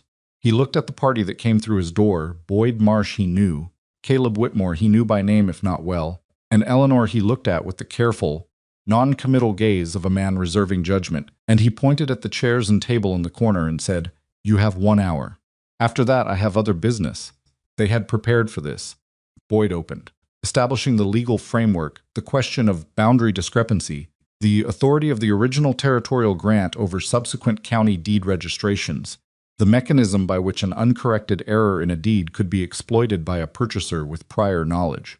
He was precise and he was efficient, and Greer listened without expression and asked 2 sharp questions that Boyd answered directly. Then Eleanor put the documents on the table. She didn't start with the dramatic pieces. She started with the Helena letter, the most recent and most official document, and she laid it beside the county deed register copy she'd obtained from Greer's own office file 2 days prior, and she showed the discrepancy in the most simple and direct way possible. 2 lines, 2 numbers, 61 feet of difference. She explained her father's survey work in 1886, his methodology, his notation system, and then she showed the annotations, and she showed how they corresponded precisely to what the Helena document now confirmed. Greer looked at the documents. He picked up the Helena letter and read it fully. He picked up her father's annotations and read them. He looked at Eleanor. "Your father made these notes," he said. "Yes, sir. He was a licensed surveyor." "Yes, sir. Licensed in New York State, with contracted work in 3 territories, including Montana. And you're telling me the Consolidated Western Land Company is targeting properties in this boundary zone because they intend to exploit this discrepancy after acquisition. I'm telling you the evidence is consistent with that conclusion," Eleanor said carefully. "I'm not telling you I can prove their intent. I can prove the discrepancy exists and that the company is actively pursuing properties within the affected zone." Greer looked at her for a long moment. "You've been here how long?" 5 weeks, she said. "And you found all this in 5 weeks." "I found the survey documents in the first week," she said. "They were already here. My father's work was already done." Just understood what it said. Something shifted in Greer's expression, not warmth. He didn't seem to do warmth, but something that might have been a recalibration. He looked at Caleb. "You knew about these documents." "I had them," Caleb said. "I didn't know what they meant until Eleanor read them." Greer looked at the papers again. He was quiet for a long time. Boyd Marsh, to his credit, did not fill the silence. "I can issue a hold on the Whitmore property transfer," Greer said finally, "on the grounds of an active deed accuracy dispute. That freezes Briggs's claim through the resolution period." "The Hardin property as well," Eleanor said, and the collier spread. Greer looked at her sharply. "That's 3 holds. The same discrepancy affects all 3, she said. "The same company is pursuing all 3. If you hold one and not the others, they'll accelerate the other 2 before the legal question is resolved." Greer was quiet again. "You've thought about this," he said. It wasn't an accusation. It was something more like reluctant acknowledgement. "Yes, sir," she said. "I have." He picked up the Helena letter one more time, held it for a moment, set it down. "Leave copies of everything with my office," he said. "I'll issue the 3 holds today, pending formal dispute resolution. That gives you time to get this into the territorial court system through proper channels." He looked at Boyd. "You're handling the legal filing?" "I am," Boyd said. "File within 30 days or the holds expire," Greer said. He looked at Eleanor once more, the same flat, assessing look, and this time it had something additional in it, though he wasn't going to call it admiration. He was a man who respected thoroughness, and he had just been presented with something very thorough. "Is there anything else?" he asked. "Not today," Eleanor said. He nodded once and picked up his pen and began to write. They were on the street outside the courthouse when Frank Hardin, who had been waiting on the board sidewalk because Greer had only wanted the principals in the room, looked at Eleanor and said, "Did it work?" "He's issuing holds on all 3 properties," she said. Frank was quiet for a moment. He had the face of a man trying to process relief that he hasn't allowed himself to feel in several months, because allowing it would have required believing it was possible. 3, he said. 3, she confirmed. The collier placed 2. Frank looked at Caleb. "Your wife," he said. "Yes," Caleb said. Frank nodded slowly, with the careful gravity of a man who doesn't say more than he means. "I owe you an apology," he said, "about the creek." "About 2 years ago," Caleb looked at him. "So do I," he said. They shook hands, and it was not a dramatic moment, and it was not resolved all the way. 2 years of bad feeling doesn't disappear in a handshake. And they both knew it, but it was a beginning. And in the cold street outside the courthouse in Hamilton, Montana, with Boyd Marsh making notes and Eleanor standing in her old good coat with the wind pulling at her hat. Beginning was what they had. Harlan Briggs came to the Whitmore property that afternoon. He came alone this time, which was either a choice or an instruction, hard to know which, and he didn't stop at the gate. He came all the way to the door and knocked, which he had never done before. Caleb answered. Eleanor stood 3 feet behind him. Briggs looked at both of them. His face had the particular stillness of a man who has received information and has not yet decided how to respond to it. Greer issued holds, he said, on 3 properties. I know, Caleb said. On what grounds? Deed accuracy dispute, Caleb said. Pending formal review of the boundary records. Briggs was quiet for a moment. He looked at Eleanor. Not with hostility, with something more careful than that. The look of a man reassessing an opponent he hadn't taken seriously. This came from you, he said. Eleanor met his gaze. Came from my father's work, she said. He found the discrepancy 8 years ago. I found his documents when I arrived here. Your father, Briggs said. James Whitaker. He filed a discrepancy report with the Helena Land Office in 1887. It was set aside. He died before he could press it further. She paused. I didn't. Briggs looked at her for another moment. Something moved behind his eyes. Calculation. Reassessment. The specific cognitive work of a man who has built a careful plan and is now understanding that the plan has a hole in it that he didn't know was there. This is going to take time to resolve, he said legally. These things always do. I know, Eleanor says Ed. We have time. It was a simple sentence. It was also, in context, the most complete reversal of the power dynamic that had existed every time Harlan Briggs had ridden onto this property, because until today, time was the one thing the Consolidated Western Land Company had, and the Whitmore Ranch had not. The deadline had been the weapon. Greer's holds had taken the weapon away. Briggs understood this. He was not a stupid man. He stood on the doorstep of the house he had come here, expecting to own by the 1st of March, and he looked at the woman who had arrived 5 weeks ago with a suitcase and a dead man's papers, and he understood that something had changed in a way that his company's lawyers would need months to evaluate. We'll see how the court resolves it, he said. His voice was even, professional.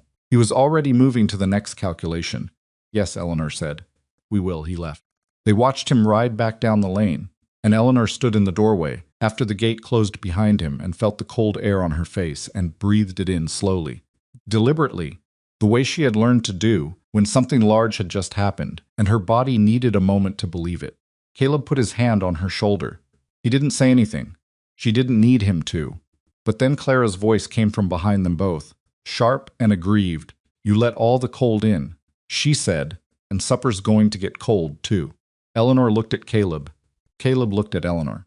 And then in the doorframe of the house that still stood, on the land that still had time, with the holds in place and the documents copied and numbered and safe, they both laughed, which was the first time Eleanor had heard Caleb laugh, and the sound of it was better than she'd expected, rough and real and entirely without performance. She's right, Eleanor said, and turned back inside. The holds bought them time, but time in a legal dispute is not the same thing as safety, and Eleanor understood this better than she let on to Caleb in the days immediately following Greer's decision. She understood it because she had read her father's letters carefully enough to know that the Consolidated Western Land Company had survived challenges before, not by winning arguments quickly, but by outlasting the people making them. A ranching family with limited resources and a March deadline could be stopped by a county recorder's hold. The same family, facing 6 months of legal process, with no income from a property they couldn't fully work because the uncertainty was hanging over every decision, facing legal fees they couldn't afford, and a company with lawyers on retainer who would file every available delay that was a different kind of pressure, slower and more grinding, and it had worked before. She knew this. She did not say it at supper, or in the evenings when Caleb was already carrying enough. But she thought about it in the early mornings when she was up before everyone else, sitting with her coffee and her father's copied documents, working through the shape of what still needed to happen. Boyd Marsh had gone back to Missoula to begin the formal filing. He'd been clear with them. The filing would establish the legal dispute, which protected the holds, but the actual resolution, the territorial court review of the boundary records, and what it meant for the company's claims could take 6 months minimum, more likely a year. During that time, the company could apply pressure in other ways. They could call in other debts. They could work through intermediaries. They could make the legal process expensive enough that a family without resources would eventually have to settle just to stop bleeding. Eleanor had $47 in her own money, which she had not mentioned to Caleb because it was not yet relevant and because she had a habit of not mentioning things until they were relevant. She had brought it from Millhaven, saved from 2 years of housekeeping for her cousin's family at wages that were more courtesy than fair compensation. $47 was not enough to fund a prolonged legal fight, but it was enough to do a specific thing she had in mind. And in the first week of March, 5 days after the holds were issued, she did it. She wrote a letter to a newspaper. Not the Hamilton Weekly, which was a 4-page sheet that covered livestock prices and local appointments, and was read primarily by the people who were already in the room. She wrote to the Missoula paper, which had a circulation of 4,000, and she wrote to the Helena Independent, which was the closest thing the territory had to a paper of record. She wrote carefully and specifically, describing the boundary discrepancy, the company's pattern of acquisitions, the survey history, and the county recorder's decision to issue holds. She signed her name to both letters. Eleanor Whitmore, formerly Eleanor Whitaker, daughter of James Whitaker, licensed land surveyor. She did not tell Caleb she was doing this until the letters were written. Then she told him. He read them both, sitting at the table, while she stood near the window. He read them the way he did most important things fully, without rushing, without his face giving away much. When he was done, he set them on the table and looked up. "This will make Briggs move faster," he said. "If this gets into the papers, he'll know the legal route is going to be harder. He might try something else, I know," Eleanor said. "Something else might not be pleasant." "I know that too." She looked at him steadily. "But right now the only people who know what we found are us, Boyd Marsh, Walt Greer, and Harlan Briggs. Greer can hold his position. Boyd is solid. But the holds are only as good as the political will behind them. And if the company has friends in the territorial administration, which my father believed they did, then a quiet legal process that happens in offices in Helena is easier to interfere with than something that's already in the public record." Caleb was quiet for a moment. He turned one of the letters over in his hands. "You're making it harder for them to make this disappear." "Yes," she said, "that's exactly what I'm doing." He looked at her. She could see him working through the calculation the same way she had weighing the risk of escalation against the risk of being slowly ground down in a process that was designed to favor the people who could afford to wait it out. He was not a man who came to conclusions quickly, but when he did, he came to them fully. "Send them," he said. He pushed the letters back across the table to her. "Pick them up." "There's one more thing," she said. "The community meeting." He had not heard this idea before. She watched his face adjust. "I want to bring the valley together," she said. "Not just the 3 affected properties. Everyone. The Meekses, the Garfield family on the North Ridge, the people in town who have businesses that depend on these ranches staying viable. I want to lay out what the company is doing in front of all of them, with the documents, so that even if the legal process is slow, the people in this valley understand what's happening and why it matters to all of them." Caleb looked at her for a long moment. "You want to do this publicly?" "Company has been doing this quietly," Eleanor said. "Quietly individually, one family at a time. That's how it works. You don't know your neighbor is being squeezed, because you're both too embarrassed to say so, and they count on that. Count on isolation." She paused. "We take that away." He was quiet for long enough that she wondered if he was going to push back on this one. Caleb was not a man who naturally reached for public action. He was private in the way of many people who lived at a distance from their neighbors, comfortable with his own counsel, not inclined to stage things. She knew this about him. "When?" he asked. 2 weeks, she said. "Saturday, so people can travel. Here if you're willing. Or the Grange Hall in town if you'd rather." "Here," he said after a moment. "If it's here, it's real. If it's in the Grange Hall, it's a meeting. There's a difference." Eleanor looked at him. "Yes," she said. "There is." Thomas found out about the plan not through being told, but through the specific talent of a 9-year-old boy for existing in doorways at precisely the right moment. Came to Eleanor the following morning while Caleb was in the barn and said, without preamble, "Are people coming to the house?" In 2 weeks she said yes. "A lot of people?" "I hope so. 20, maybe 30. He thought about this. Dad doesn't like a lot of people in the house." "I know." He agreed to it. Thomas processed this. "It must be important." "It is," she said. He was quiet for a moment, standing in the way he stood when he was working up to something. "Can I help?" he said finally. "With something. I'm not saying I should be in the meeting. I just want to do something." Eleanor looked at him. He was trying very hard to look like the question was casual, and he was not quite pulling it off, and the effort of it was one of the most straightforwardly touching things she had seen in some time. "Can you write neatly?" she asked. "Yes," he said immediately. "I need copies of 2 documents, written out clearly enough that people can read them easily. My handwriting is fine for records, but it runs small." "Yours bigger," he said. "My teacher says it's too big." "It's not too big for this," Eleanor said. "I'll show you what needs to be copied and explain what it means so you understand what you're writing. That way if someone asks you a question during the meeting, you can answer it." He looked at her with an expression that was trying to be neutral and was not succeeding. "You'd let me answer questions? If someone asks you what you wrote?" "Yes," she said. "You'll know the answer." He nodded, once, with the contained but visible satisfaction of someone who has been given a real job and intends to do it correctly. Then he went and got paper. The news of the letters reached Harlan Briggs before the papers were even printed, because someone at the Missoula paper knew someone who knew a clerk at the land company's regional office, and information moved in this territory the way water moved, finding every available channel. Came back to Hamilton on a Saturday, not to the Whitmore property, but to the company's office above the hardware store on the main street, and he had 2 men with him who were not his usual riders.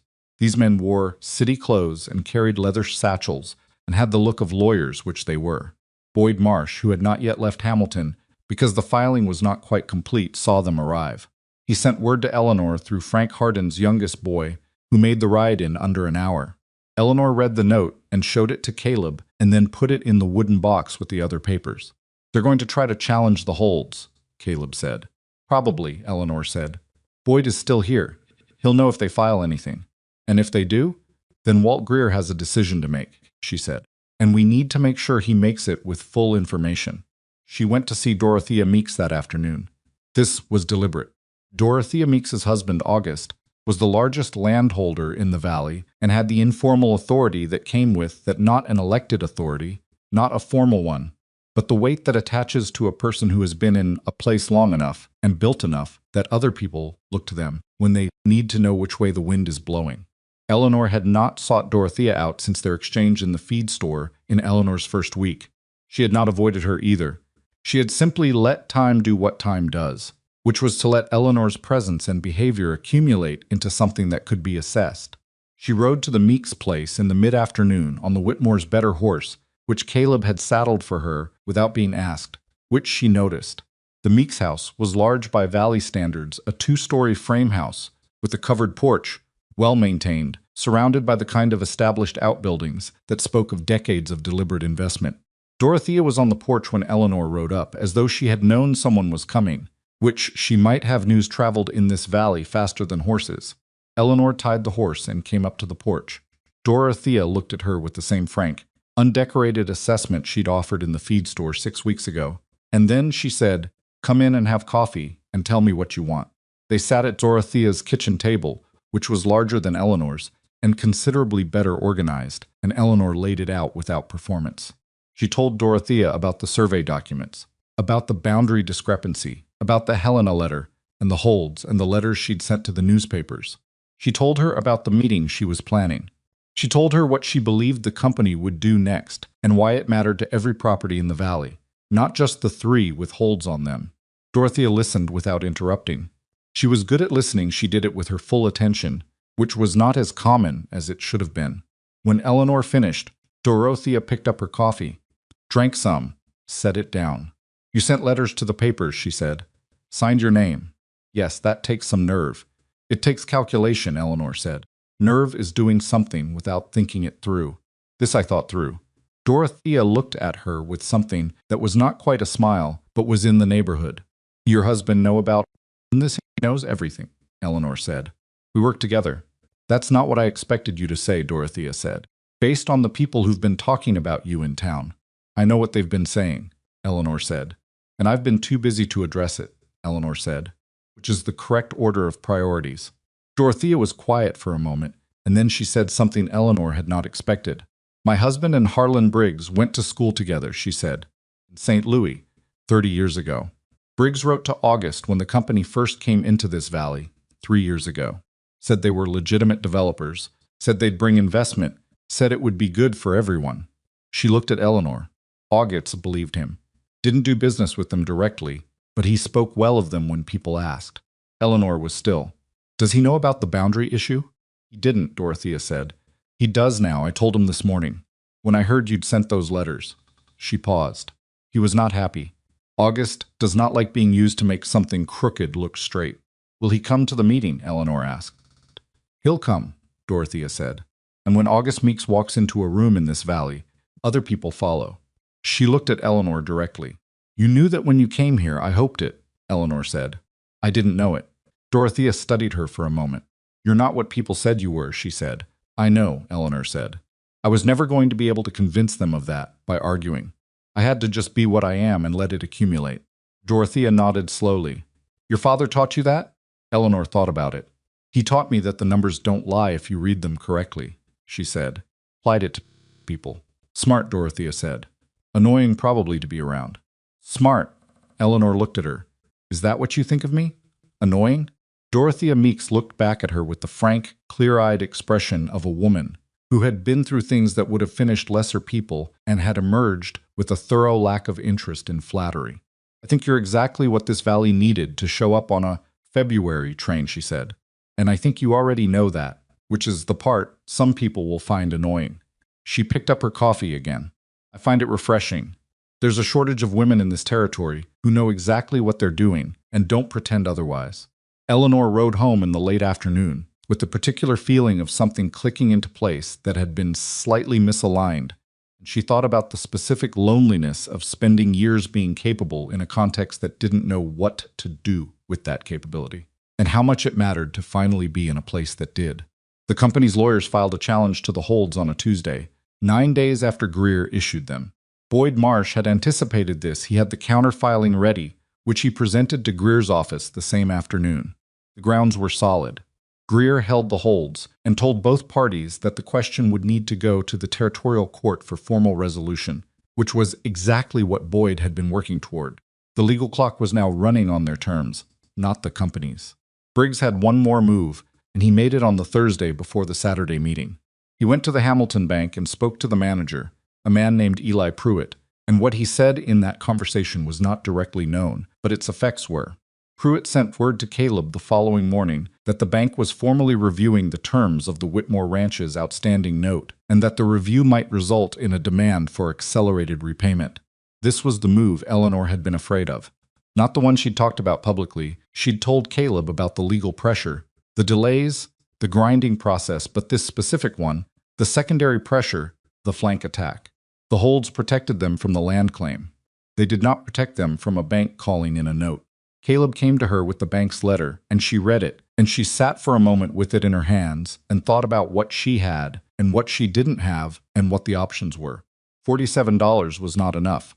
The ranch's cash position was not enough. There was no good answer to this one on a financial basis. How long do we have? She asked. 30 days, Caleb said. They decide to accelerate. But Pruitt doesn't have to give me 30 days. He can call it in 10. The note has a clause. Does Pruitt have any reason to want to protect the company's interests? I don't know, Caleb said. I've always dealt with him straight. He's always seemed straight. He paused. But he's a banker, and Briggs was in his office. Eleanor thought about this. She thought about Saturday's meeting, which was now 2 days away. She thought about August Meeks, who was coming, and about what August Meeks's relationship to the Hamilton Bank might look like, because a man who had been the largest landholder in the valley for 20 years and had been in that valley for 30 years almost certainly had a substantial relationship with the only bank in the county. I need to go see August Meeks, she said. Caleb looked at her. About the bank. I'm not going to ask him to intervene, she said quickly, because she knew what it would cost Caleb's pride to have that said, and she didn't want any ambiguity about it. I'm going to tell him what just happened, because it's information he should have, about what this company is willing to do, and about what kind of man Harlan Briggs actually is. What Meeks does with that information is his decision. Caleb looked at her for a long moment. Then he nodded once. Take the good horse, he said. She did. She made the ride to the Meeks place in 40 minutes, in the cold, and she told August Meeks about the bank letter in his front parlor, while Dorothea sat in the chair by the window and listened without expression. August Meeks was a large man, heavy-shouldered. with a deliberateness about him that was not slowness, but weight, the quality of someone whose decisions, when they came fully. He listened to Eleanor without interrupting, and when she finished, he looked at his wife and then looked at Eleanor. Eli Pruitt owes me a considerable courtesy, he said, on account of a very difficult winter 4 years ago when I kept a substantial amount of money in that bank when I did not have to. He said it without particular emotion, as a plain statement of fact. I'll speak to him today. I'm not asking you to interfere with the banks, Eleanor started. You're not asking me anything, August said. I'm deciding to do something. Those are different. He looked at her with the measured gaze of a man who has spent decades understanding how power works and how it can be used well or badly. What Briggs is doing, using personal connections to call in a note against a ranching family with a legitimate legal dispute in process that's not business. That's punishment. I don't lend my name and my presence to people who do that. Your friendship with him, Eleanor said. We went to school together 30 years ago, August said. That doesn't make us friends. That makes us people who used to know each other. He stood. Come to the meeting on Saturday, both of you. Don't worry about the note between now and then. Eleanor rode home and told Caleb. He was quiet for a long time. You're very good at this, he said finally. Not admiringly, exactly. More like a man coming to terms with the full dimensions of something he'd been living with for 6 weeks and was still measuring. At what? Eleanor asked, though she knew what he meant. At understanding what each person has and what they need and how those two things connect, he said. You do it without making anyone feel managed. People don't like feeling managed, she said, but they do like being understood. He looked at her. Do you do it with me? She considered the question with the seriousness it deserved. I try not to, she said. You'd notice. He made a sound that was almost a laugh. Would I? Yes. She said, you notice most things. You just don't always say so. He didn't argue with that. Saturday came with the particular Montana cold that had a personality to it, not brutal, not the killing cold of deep January, but persistent and clear, the kind that made the light bright and sharp, and the distances look longer than they were. By 10 in the morning, there were already 3 wagons tied at the Whitmore fence, and by 11 there were 9, and by the time Eleanor had the kitchen fully open, and the benches from the barn set up in the main room and the yard, there were 26 people in and around the house, which was more than she had hoped for, and more than the space was designed to hold comfortably. August and Dorothea Meeks had come early, which Eleanor had privately counted on, because their presence before the meeting communicated something to everyone who arrived. After this was not a desperate family asking for help. This was a valley concern that the valley's most established people took seriously. Frank Hardin came with his wife and his older son. Collier boy, his name was Daniel, she'd learned, and he was 22 and not as slow as Caleb had suggested, just deliberate in a way that read as slowness until you saw him working, came with his mother Margaret, who was a small, quiet woman with the specific stillness of someone who had absorbed a great deal and was containing it carefully. Marta Gruen came from the dry goods store. Lottie came with her, eyes wide with the excitement of someone who has been adjacent to a story and is about to see it unfold. 3 other families from further up the valley made the ride. School teacher came. A man named Gordon, who ran the livery in town, came and stood in the yard because there was no room inside and said that was fine, he was used to cold. Boyd Marsh stood near the back of the main room with his satchel and his small notepad. Thomas stood near the window with his carefully copied documents, which he had written out over 3 days, with the focused, unhurried attention of a boy who had been given a real job and intended to do it correctly. His handwriting was, in fact, large enough to be read at a distance, which turned out to be useful. He had asked Eleanor twice, during the copying, to explain specific things he didn't understand, and both times she had explained them fully and without condescension, and he had nodded and gone back to writing with the look of someone who is building a structure in their mind and wants it to be sound. Clara was in the loft, from which she had a clear view of the main room, and from which she watched everything with the wide, grave attention of a 6-year-old who understands that something important is happening and intends to remember it. Caleb stood at the front of the room and waited until the noise settled. He did not call for quiet, he just waited, and the particular quality of his waiting was the kind that drew attention without demanding it. The stillness of a man who has learned that patience is more effective than volume. When the room came to quiet, he said, "Thank you for coming. I'm going to let my wife explain why we asked you here." He stepped back. Eleanor stepped forward. She had thought carefully about how to begin. Not with the legal argument, that was the middle, not the start. She began where the story actually started, which was not with the documents or the survey or the company. She began with a winter morning and a man on a horse who had ridden onto this property without knocking. She described Harlan Briggs's first visit with the exactness of someone who had been told about it in precise detail and had thought about it many times since. She described the document he'd held open and read aloud, like a man explaining something to someone who might not understand the longer words. She described the 6-week deadline, and she watched the room as she described it, and she saw in several faces the particular expression of recognition people who had had their own version of that visit or who knew someone who had. Then she told them what was behind it. Not quickly, carefully, in sequence, building from the foundation up the way her father had taught her to present a survey, the original territorial grant, the 1,882 baseline survey, county deed registration and its 61-foot discrepancy, her father's resurvey in 1,886 and what he'd found in the margins, the Helena letter that confirmed it, the water access at the north end of the boundary strip, and why that was what this was actually about. She put Thomas's copies up where people could see them while she talked. The room was very quiet. She showed them the pattern of which properties had been targeted and why those specific properties, all in the boundary zone, all with the water access issue, all with debt situations that the company had known about before they moved. She showed them, without being able to prove intent, that this was not opportunistic. It was deliberate. It had been planned. When she finished the evidentiary part, she stepped back slightly, not surrendering the floor, just giving the room a moment to breathe, and Boyd Marsh stepped forward and explained the legal situation in plain language. The holds, the territorial court process, what the filing meant, and what it would accomplish and how long it would take.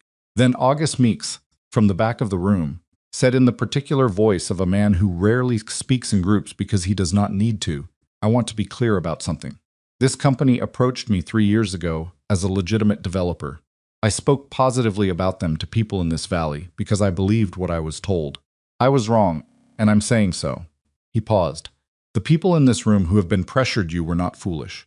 You were deceived by people who knew exactly what they were doing." The room was very still. Frank Harden said from his bench, "What do we need to do?" Eleanor looked at him. "Support the legal filing. If any of you have records of interactions with the company, letters, notices, any documents they sent you, give copies to Boyd Marsh. The more complete the pattern, the stronger the case in territorial court." She paused and talked to each other. "Stop letting them work on you one at a time. That's how this stops working for them." Daniel Collier, who had been listening with the careful attention of someone building a full picture before speaking, raised his hand slightly. "The water rights," he said. "If the boundary is corrected, what happens to the water access?" "It stays with the properties as originally granted," Eleanor said. "All 3 of them. That's what the original territorial grant specifies." Daniel nodded slowly, processing this. His mother, Margaret, beside him, put her hand on his arm without looking at him. Dorothea Meeks, from her chair, said to no one in particular, "She's been here 6 weeks."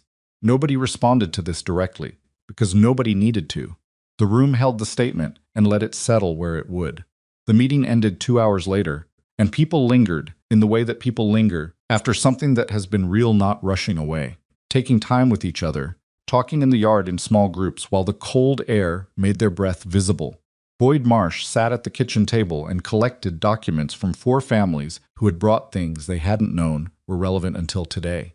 Caleb stood near the barn and talked with Frank Harden for 20 minutes, and when they came back toward the house, they were walking the way men walk when something that was broken has been set, not healed yet, but aligned in the right direction.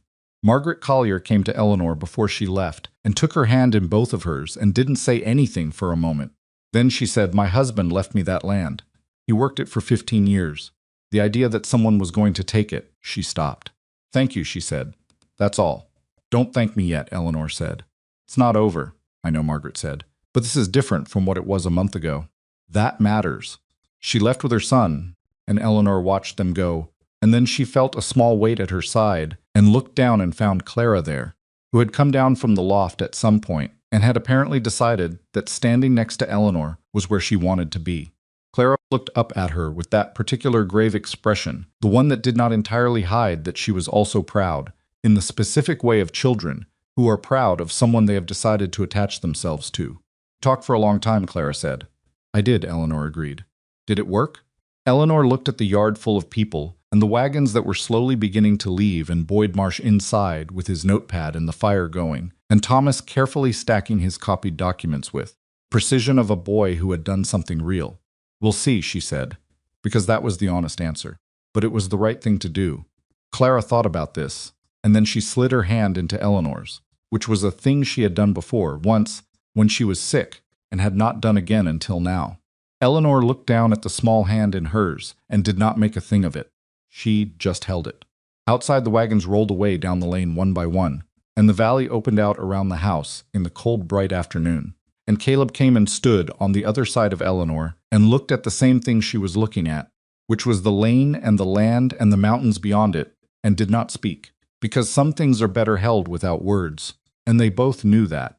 The territorial court hearing was scheduled for the 14th of June, which was 4 months, and 12 days after Walt Greer had issued the holds, and which arrived with the particular quality of a date that has been lived toward for so long it begins to feel less like a point on a calendar, and more like a thing you have been building with your hands.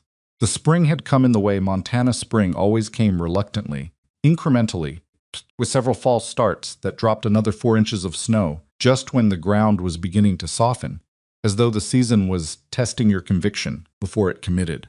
Eleanor had learned this about the territory in those months. It did not give you anything easily. It made you demonstrate repeatedly that you intended to stay. She had stayed. That was the fact of it, though it sounds simpler than it was. The months between February and June had not been quiet. The company's lawyers had filed 3 separate procedural challenges to the holds, each designed not to win outright but to delay and complicate, to add costs and uncertainty to a process that Boyd Marsh was running on a shoestring from Missoula. Boyd had countered all 3. The Helena Independent had run Eleanor's letter in early March under a headline that was more dramatic than she would have chosen, and the Missoula paper had run it the following week with a follow-up piece that named the Consolidated Western Land Company and described the boundary discrepancy in enough detail that the company's regional manager, a man named Pruitt, who had never actually appeared in this valley, but whose name appeared on company correspondence, had sent a legal notice to both papers demanding correction. Both papers declined. The story had legs, as Boyd put it, and legs meant it was harder to bury. Eli Pruitt at the Hamilton Bank had not called in the Whitmore note. August Meeks had spoken to him, and whatever was said in that conversation was between those 2 men. But the effect was that the bank's review of the note's terms concluded that the terms were sound as written, and no acceleration was warranted. Pruitt had the look of a man who had been given a clear view of where certain roads led and had chosen a different road, and Eleanor did not judge him for it. She simply noted it and moved on. The garden had come up in May, better than she'd hoped. The soil her predecessor had built over years of careful tending had not forgotten how to work. It had needed breaking open, feeding, coaxing back into productivity, and Eleanor had done all of that with Thomas's help on the weekends, and Clara's very particular form of assistance, which mostly consisted of strong opinions about where things should go and a genuine willingness to carry water. The raised beds that May Whitmore had built with such clear competence were producing beans, onions, the first green shoots of potato plants, and a row of squash that Eleanor had planted along the south-facing fence where they'd get the most of the short season's warmth. She thought about May Whitmore, sometimes when she was in that garden, not with guilt or with the specific anxiety of a woman trying to measure herself against a predecessor. She had done enough of that in the early weeks and had made a deliberate decision to stop, because it was not useful, and because the children needed a present person, not a person perpetually gauging herself against an absence. But she thought about her with something more like respect. The bones of this place, the garden beds, the way the root cellar was laid out, the informal agreement with the Hardins about the creek that had kept water access through 2 bad summers, all of it spoke of someone who had understood the land and worked it intelligently. Eleanor was not replacing that. She was building on it, which was a different thing, and one she'd had to arrive at honestly, rather than assume. Caleb had not said much about May, directly, since the early weeks. He was not a man who processed things out loud. He processed them in the ongoing behavior of his daily life, in the way he worked and made decisions and treated people, and Eleanor had learned to read this in him, the way you learn to read a particular landscape, understanding where solid ground was and where the soft spots were and how to move accordingly. What she had observed over those 4 months was that the quality of his grief had changed. Not disappeared grief of that kind does not disappear.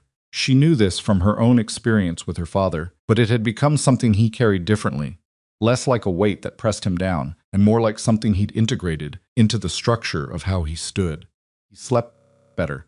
He laughed more, not often, but more. He had opinions about the garden that he voiced without being asked. These were small things, and they were also not small at all. Thomas had by April stopped being careful around Eleanor. This happened gradually, and then all at once, the way most real changes happen incremental, and then suddenly visible.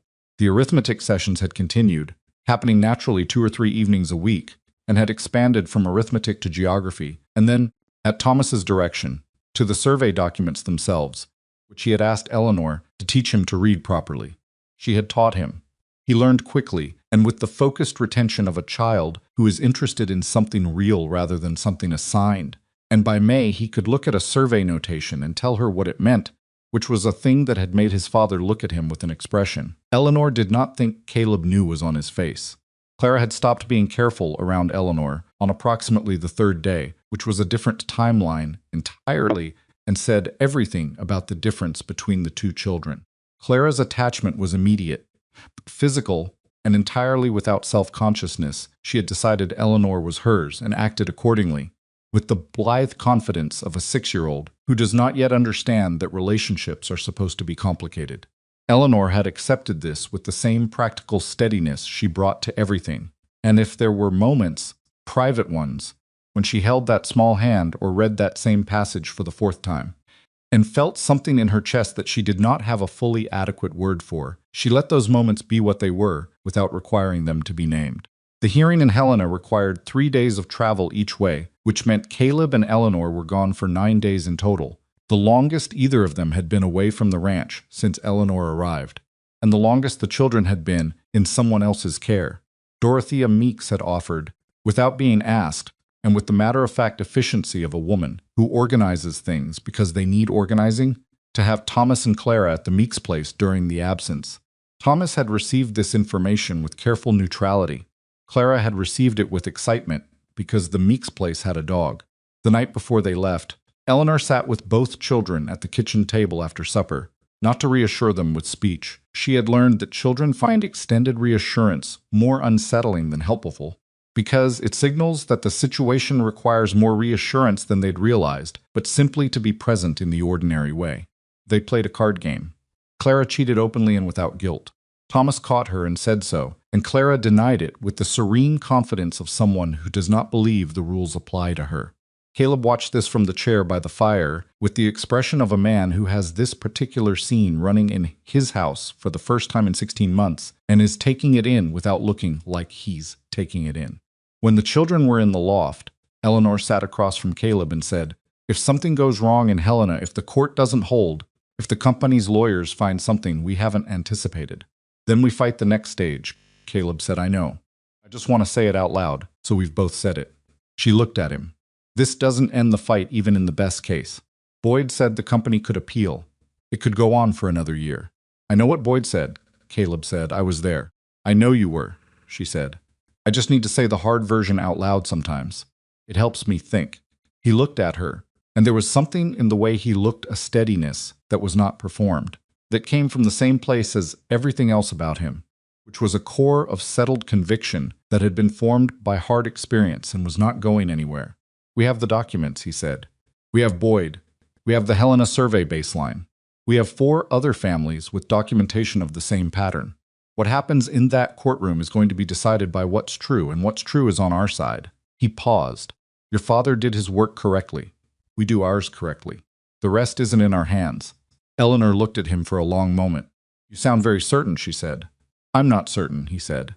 "I just decided a while ago that the alternative to acting like it might work is to act like it won't, and I know where that road goes. I've been on it." He met her eyes. "I'm not going back on it." She held his gaze and then nodded once, the way she nodded when something had been said that she found both true and sufficient. "Right," she said. "We leave at first light." They left at first light. The territorial court in Helena was housed in a brick building on the main street that had the weight and solidity of a place that took itself seriously, which Eleanor found, on balance, reassuring. Presiding judge was a man named Horatio Vance, who was 58 years old and had been on the territorial bench for 11 years, and had the reputation, Boyd had researched this carefully, of being rigidly impartial, deeply allergic to procedural manipulation, and possessed of the specific compressed irritability of a man who has no patience for cases where the evidence is clear, and the process has been deliberately complicated to obscure that clarity. The company had sent 2 lawyers from Chicago. They were polished, well-prepared, and operated with the smooth efficiency of men who had done this kind of work many times before in many different territories. They were not bad lawyers. They were good lawyers in service of a bad cause, which was a different problem than bad lawyers, because their skill was real, even if their foundation was not. Boyd Marsh, by contrast, was one man with a satchel and 20 years of experience, and the survey documents and the Helena baseline record, and signed statements from 5 Valley families describing the company's pattern of approach statements he had gathered over 4 months, with the patient thoroughness of someone who understood that the accumulation of specific details was more powerful in a court than any single dramatic piece of evidence. The hearing lasted 2 days.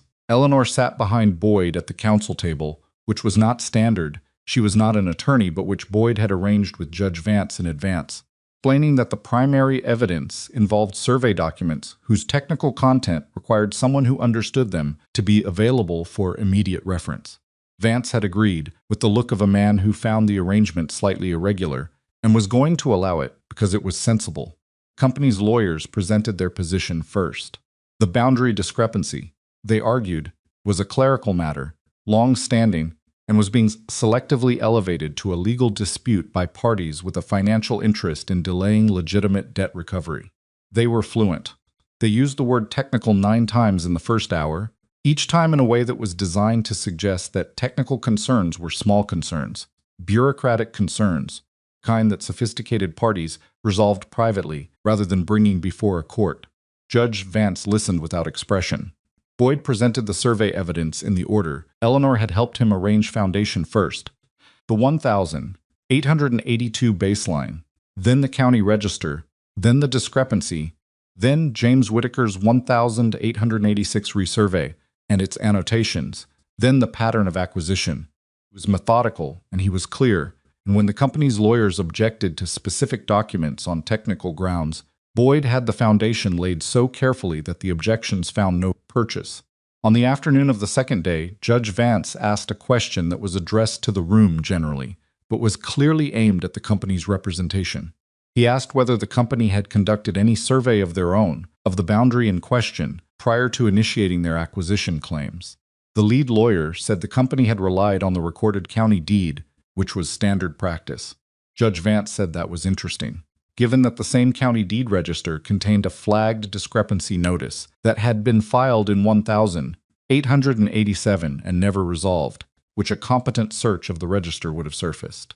He said this in the tone of a man reading from a page, which he was, and the page was Boyd Marsh's exhibit list, and the flagged notice was something Eleanor had found in the county recorder's files during a search she had conducted in March and had given to Boyd without ceremony, because that was the kind of thing you found when you looked carefully, and she had looked carefully. The source said the company was not aware of the 1,887 notice. Judge Vance looked at him for a moment. "That is the most useful thing you've said today," he said, and went back to his note. The ruling came on the morning of the third day, before they were scheduled to leave Helena. Vance issued it in writing, which Boyd read in the courthouse hallway, with Eleanor standing beside him, and Caleb standing slightly behind both of them with his hat in his hands, which was what he did when he was waiting for something important. The boundary discrepancy was real, documented, and materially significant. County deed register for the affected section required formal correction consistent with the 1,882 territorial baseline survey and confirmed by the 1,886 resurvey. The Consolidated Western Land Company's acquisition claims against the Whitmore, Hardin, and Collier properties were invalid as filed, predicated on deed descriptions that did not accurately reflect the original territorial grants. The holds were converted to permanent injunctions against the claims. The company was ordered to file a corrected deed registration within 90 days or face further proceedings. The 1,887 discrepancy notice filed by James Whitaker, licensed surveyor, was entered into the official court record as the originating documentation of the dispute. Boyd lowered the paper. He looked at Eleanor. His face was doing something restrained. He was not a demonstrative man, but the restraint was working hard. "Your father's name is in the territorial court record," he said. Eleanor stood in the courthouse hallway and heard this, and did not look away from Boyd, and did not say anything for a moment, because the moment required more than she had immediately available to put into words. Her father had filed that report 8 years ago and watched it be set aside, and had spent 3 years of correspondence trying to make something happen with it, and had died without seeing it mean anything. And now his name was in the record. The thing he had found and documented and tried to make matter had mattered. "Good," she said finally. Her voice was even. It was the only way she had of handling certain things. Hold them steady. Let them be true. Don't perform the size of them. Caleb put his hand on her shoulder and left it there.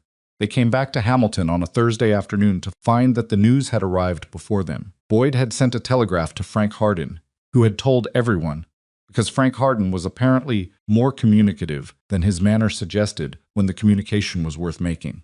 There were people on the main street who stopped and nodded at Eleanor when she came through in the wagon, and Lottie Gruen came out of the dry goods store and said simply, "Well done," with the warm directness of someone who had been rooting for a particular outcome for months, and was glad to have been right. Gordon from the livery tipped his hat, which was not a gesture he deployed frequently. Dorothea Meeks, when Eleanor came for the children the following morning, handed her a jar of preserved plums and said that she had read the Helena Independent's coverage of the hearing and that the paper had done a reasonable job of explaining the technical elements, which from Dorothea was considerable praise. She also said that Thomas had helped her fix a broken hinge on the back gate while Eleanor was away, correctly diagnosing the problem and suggesting the right approach before being asked, which Dorothea reported with the satisfaction of someone confirming a prior assessment.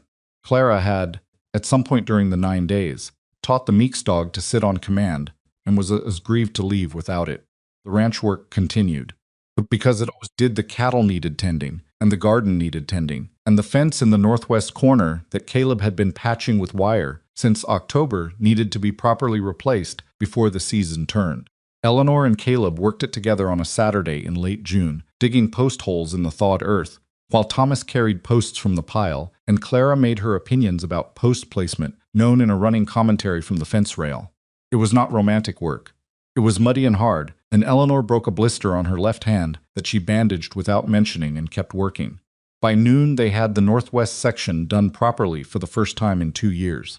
They sat on the ground and ate the lunch. Eleanor had packed and looked at the fence line, which was, objectively, just a fence, and both of them knew it was not just a fence. "Your father would have liked this valley," Caleb said. Eleanor thought about this. "He would have liked the survey problem," she said.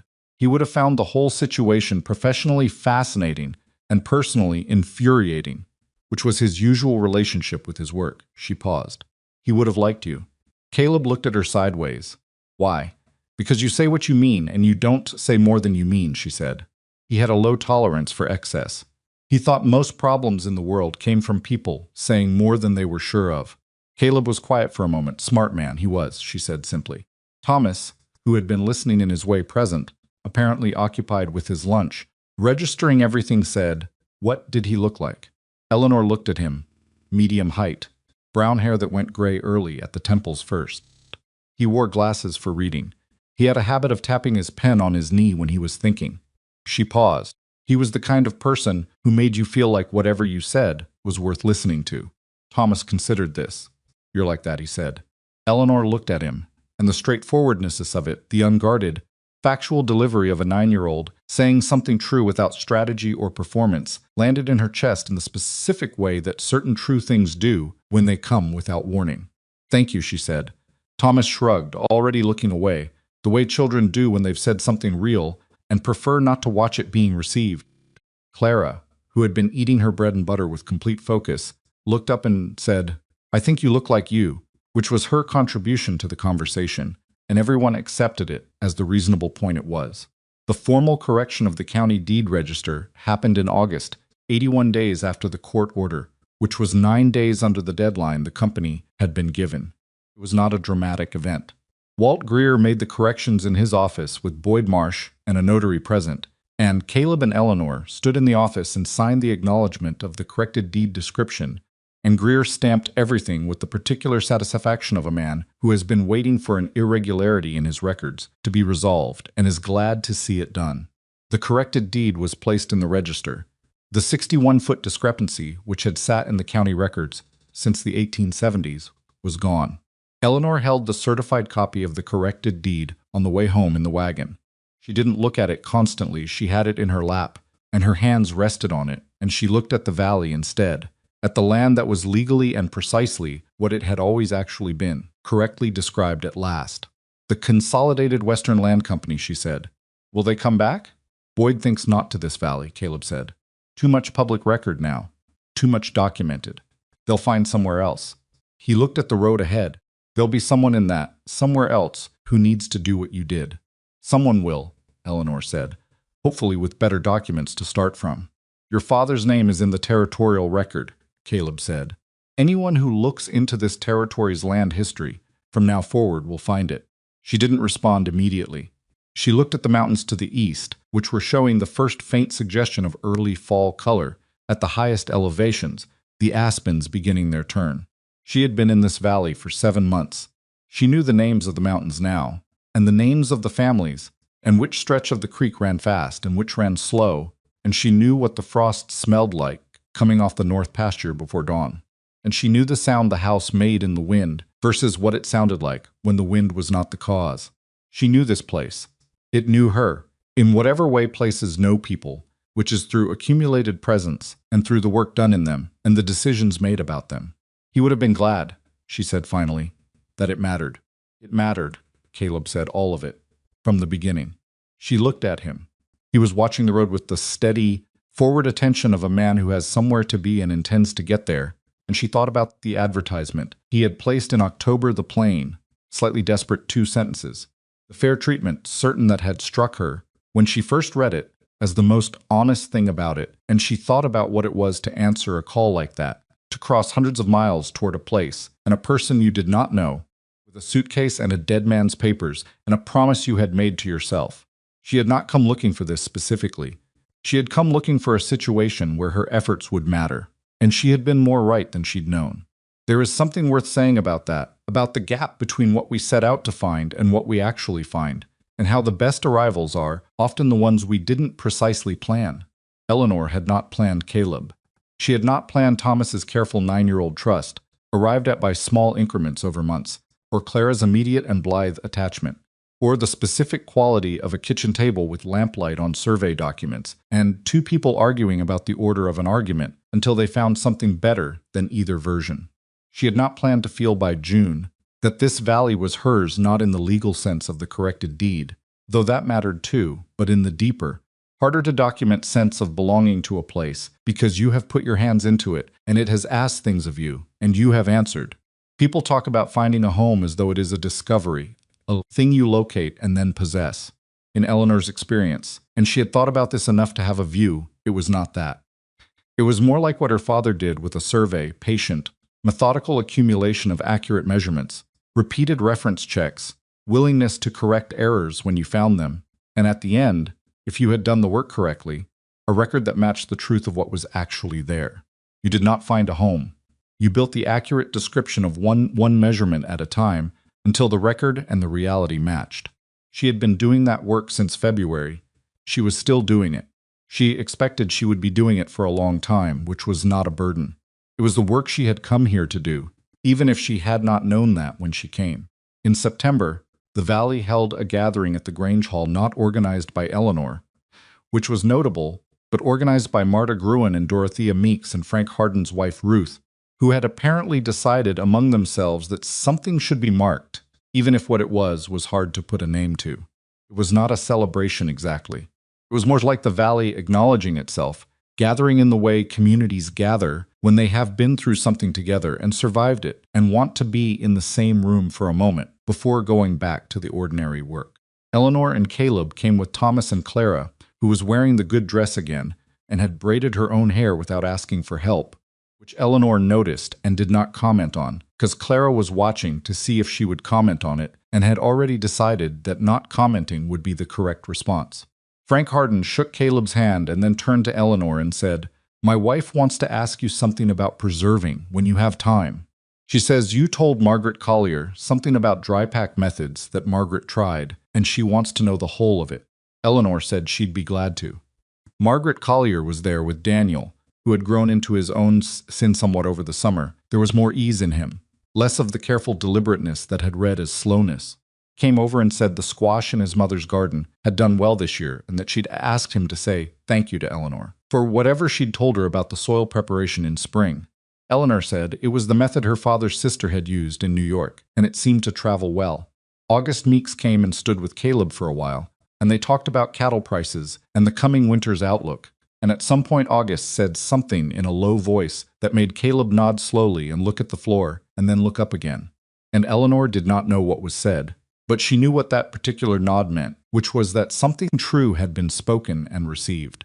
Boyd Marsh had written to say he couldn't make the gathering. Missoula had a case that wouldn't wait, but had sent a letter that Caleb read aloud to the room at some point in the evening, which described the territorial court outcome and its implications for land claims in the region, in Boyd's characteristic compressed style, and which ended with a single sentence that said, "The work that was done in this valley this winter, by the people in this room, is the kind of work that makes the law mean something. I am glad to have been part of it." There were a few people in the room who had found Eleanor's arrival strange or suspect, and some of them were here tonight, and the dynamic had the slightly careful quality of a thing not fully resolved, which was honest, and Eleanor preferred honest to falsely smooth. Trust in a community is not built in a court hearing or a single winter. It is built the same way everything real is built, which is slowly and with repetition, and she was a patient woman. Thomas found her near the end of the evening, standing slightly apart from the main noise of the room. He stood beside her and did not say anything for a moment, in the way he sometimes did when he was preparing something. "I've been thinking," he said. "About what?" "About what you said. That your father taught you to read things twice before you answered." He paused. "I've been doing that with the lessons. Is it helping?" "Yes," he said. "My teacher said my work has improved." He said this in the tone of someone reporting data rather than seeking praise. And then, because he was 9 and the data led somewhere, she asked what changed. "Told her you showed me." Eleanor looked at him. "What did she say?" "She said that was good." He thought about it. "She seemed surprised. Because she didn't know you had someone helping you?" "Because she didn't know you were—" He stopped. "She knew you were here. She didn't know you were like this." Eleanor waited. "Like someone who actually explains things," he said, with the precision of a child who has found the right words and will not use more than he needs, instead of just telling you to do them differently. She thought about her father, about the long afternoons in his office, when he had explained survey notation and land measurement and the logic of boundary law to a girl who had not asked to learn these things, but who had learned them because he explained them as though they mattered, and as though she was capable of understanding, both of which turned out to be true and to have mattered enormously. "Someone explained things to me," she said. "I'm just passing it on." Thomas nodded. He looked at the room, at his father talking with August Meeks, at Clara, who had found the Grange Hall's single resident cat and was engaged in a focused negotiation with it, at the gathered people of this valley who had been, 6 months ago, strangers to Eleanor, and who were now something less simple than that. "I'm glad you came," he said.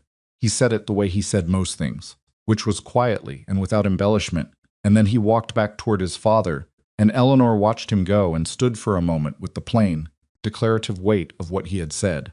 She was glad, too. She was glad in the complicated, honestly arrived at way, that she was glad for most things, not because it had been easy or because it had gone as planned, because it had been neither, but because it had been real, and real was what she had come here looking for, even if she hadn't known to call it that. Outside the Grange Hall, the September air was cold and clear and smelled of the coming season, and the mountains stood against the dark sky the way they always did, massive and permanent and entirely indifferent to the small human business happening at their feet, which was also, Eleanor had come to understand, part of why she loved them. They did not require anything of you. They were just there, and they were true, and in a world full of people and documents and claims and counterclaims, there was something steadying about a thing that simply was what it was and made no argument about it. She would go back inside in a moment. Caleb would look up and find her, and they would drive home in the cold dark with the children in the wagon bed. And tomorrow the work would begin again as it always did, and the winter would come as it always did, and she would be here for it, which was the whole of what she had promised when she answered that plain, honest advertisement, and which was, she had found, more than enough. She stood a moment longer in the clear September dark, and then she went back inside.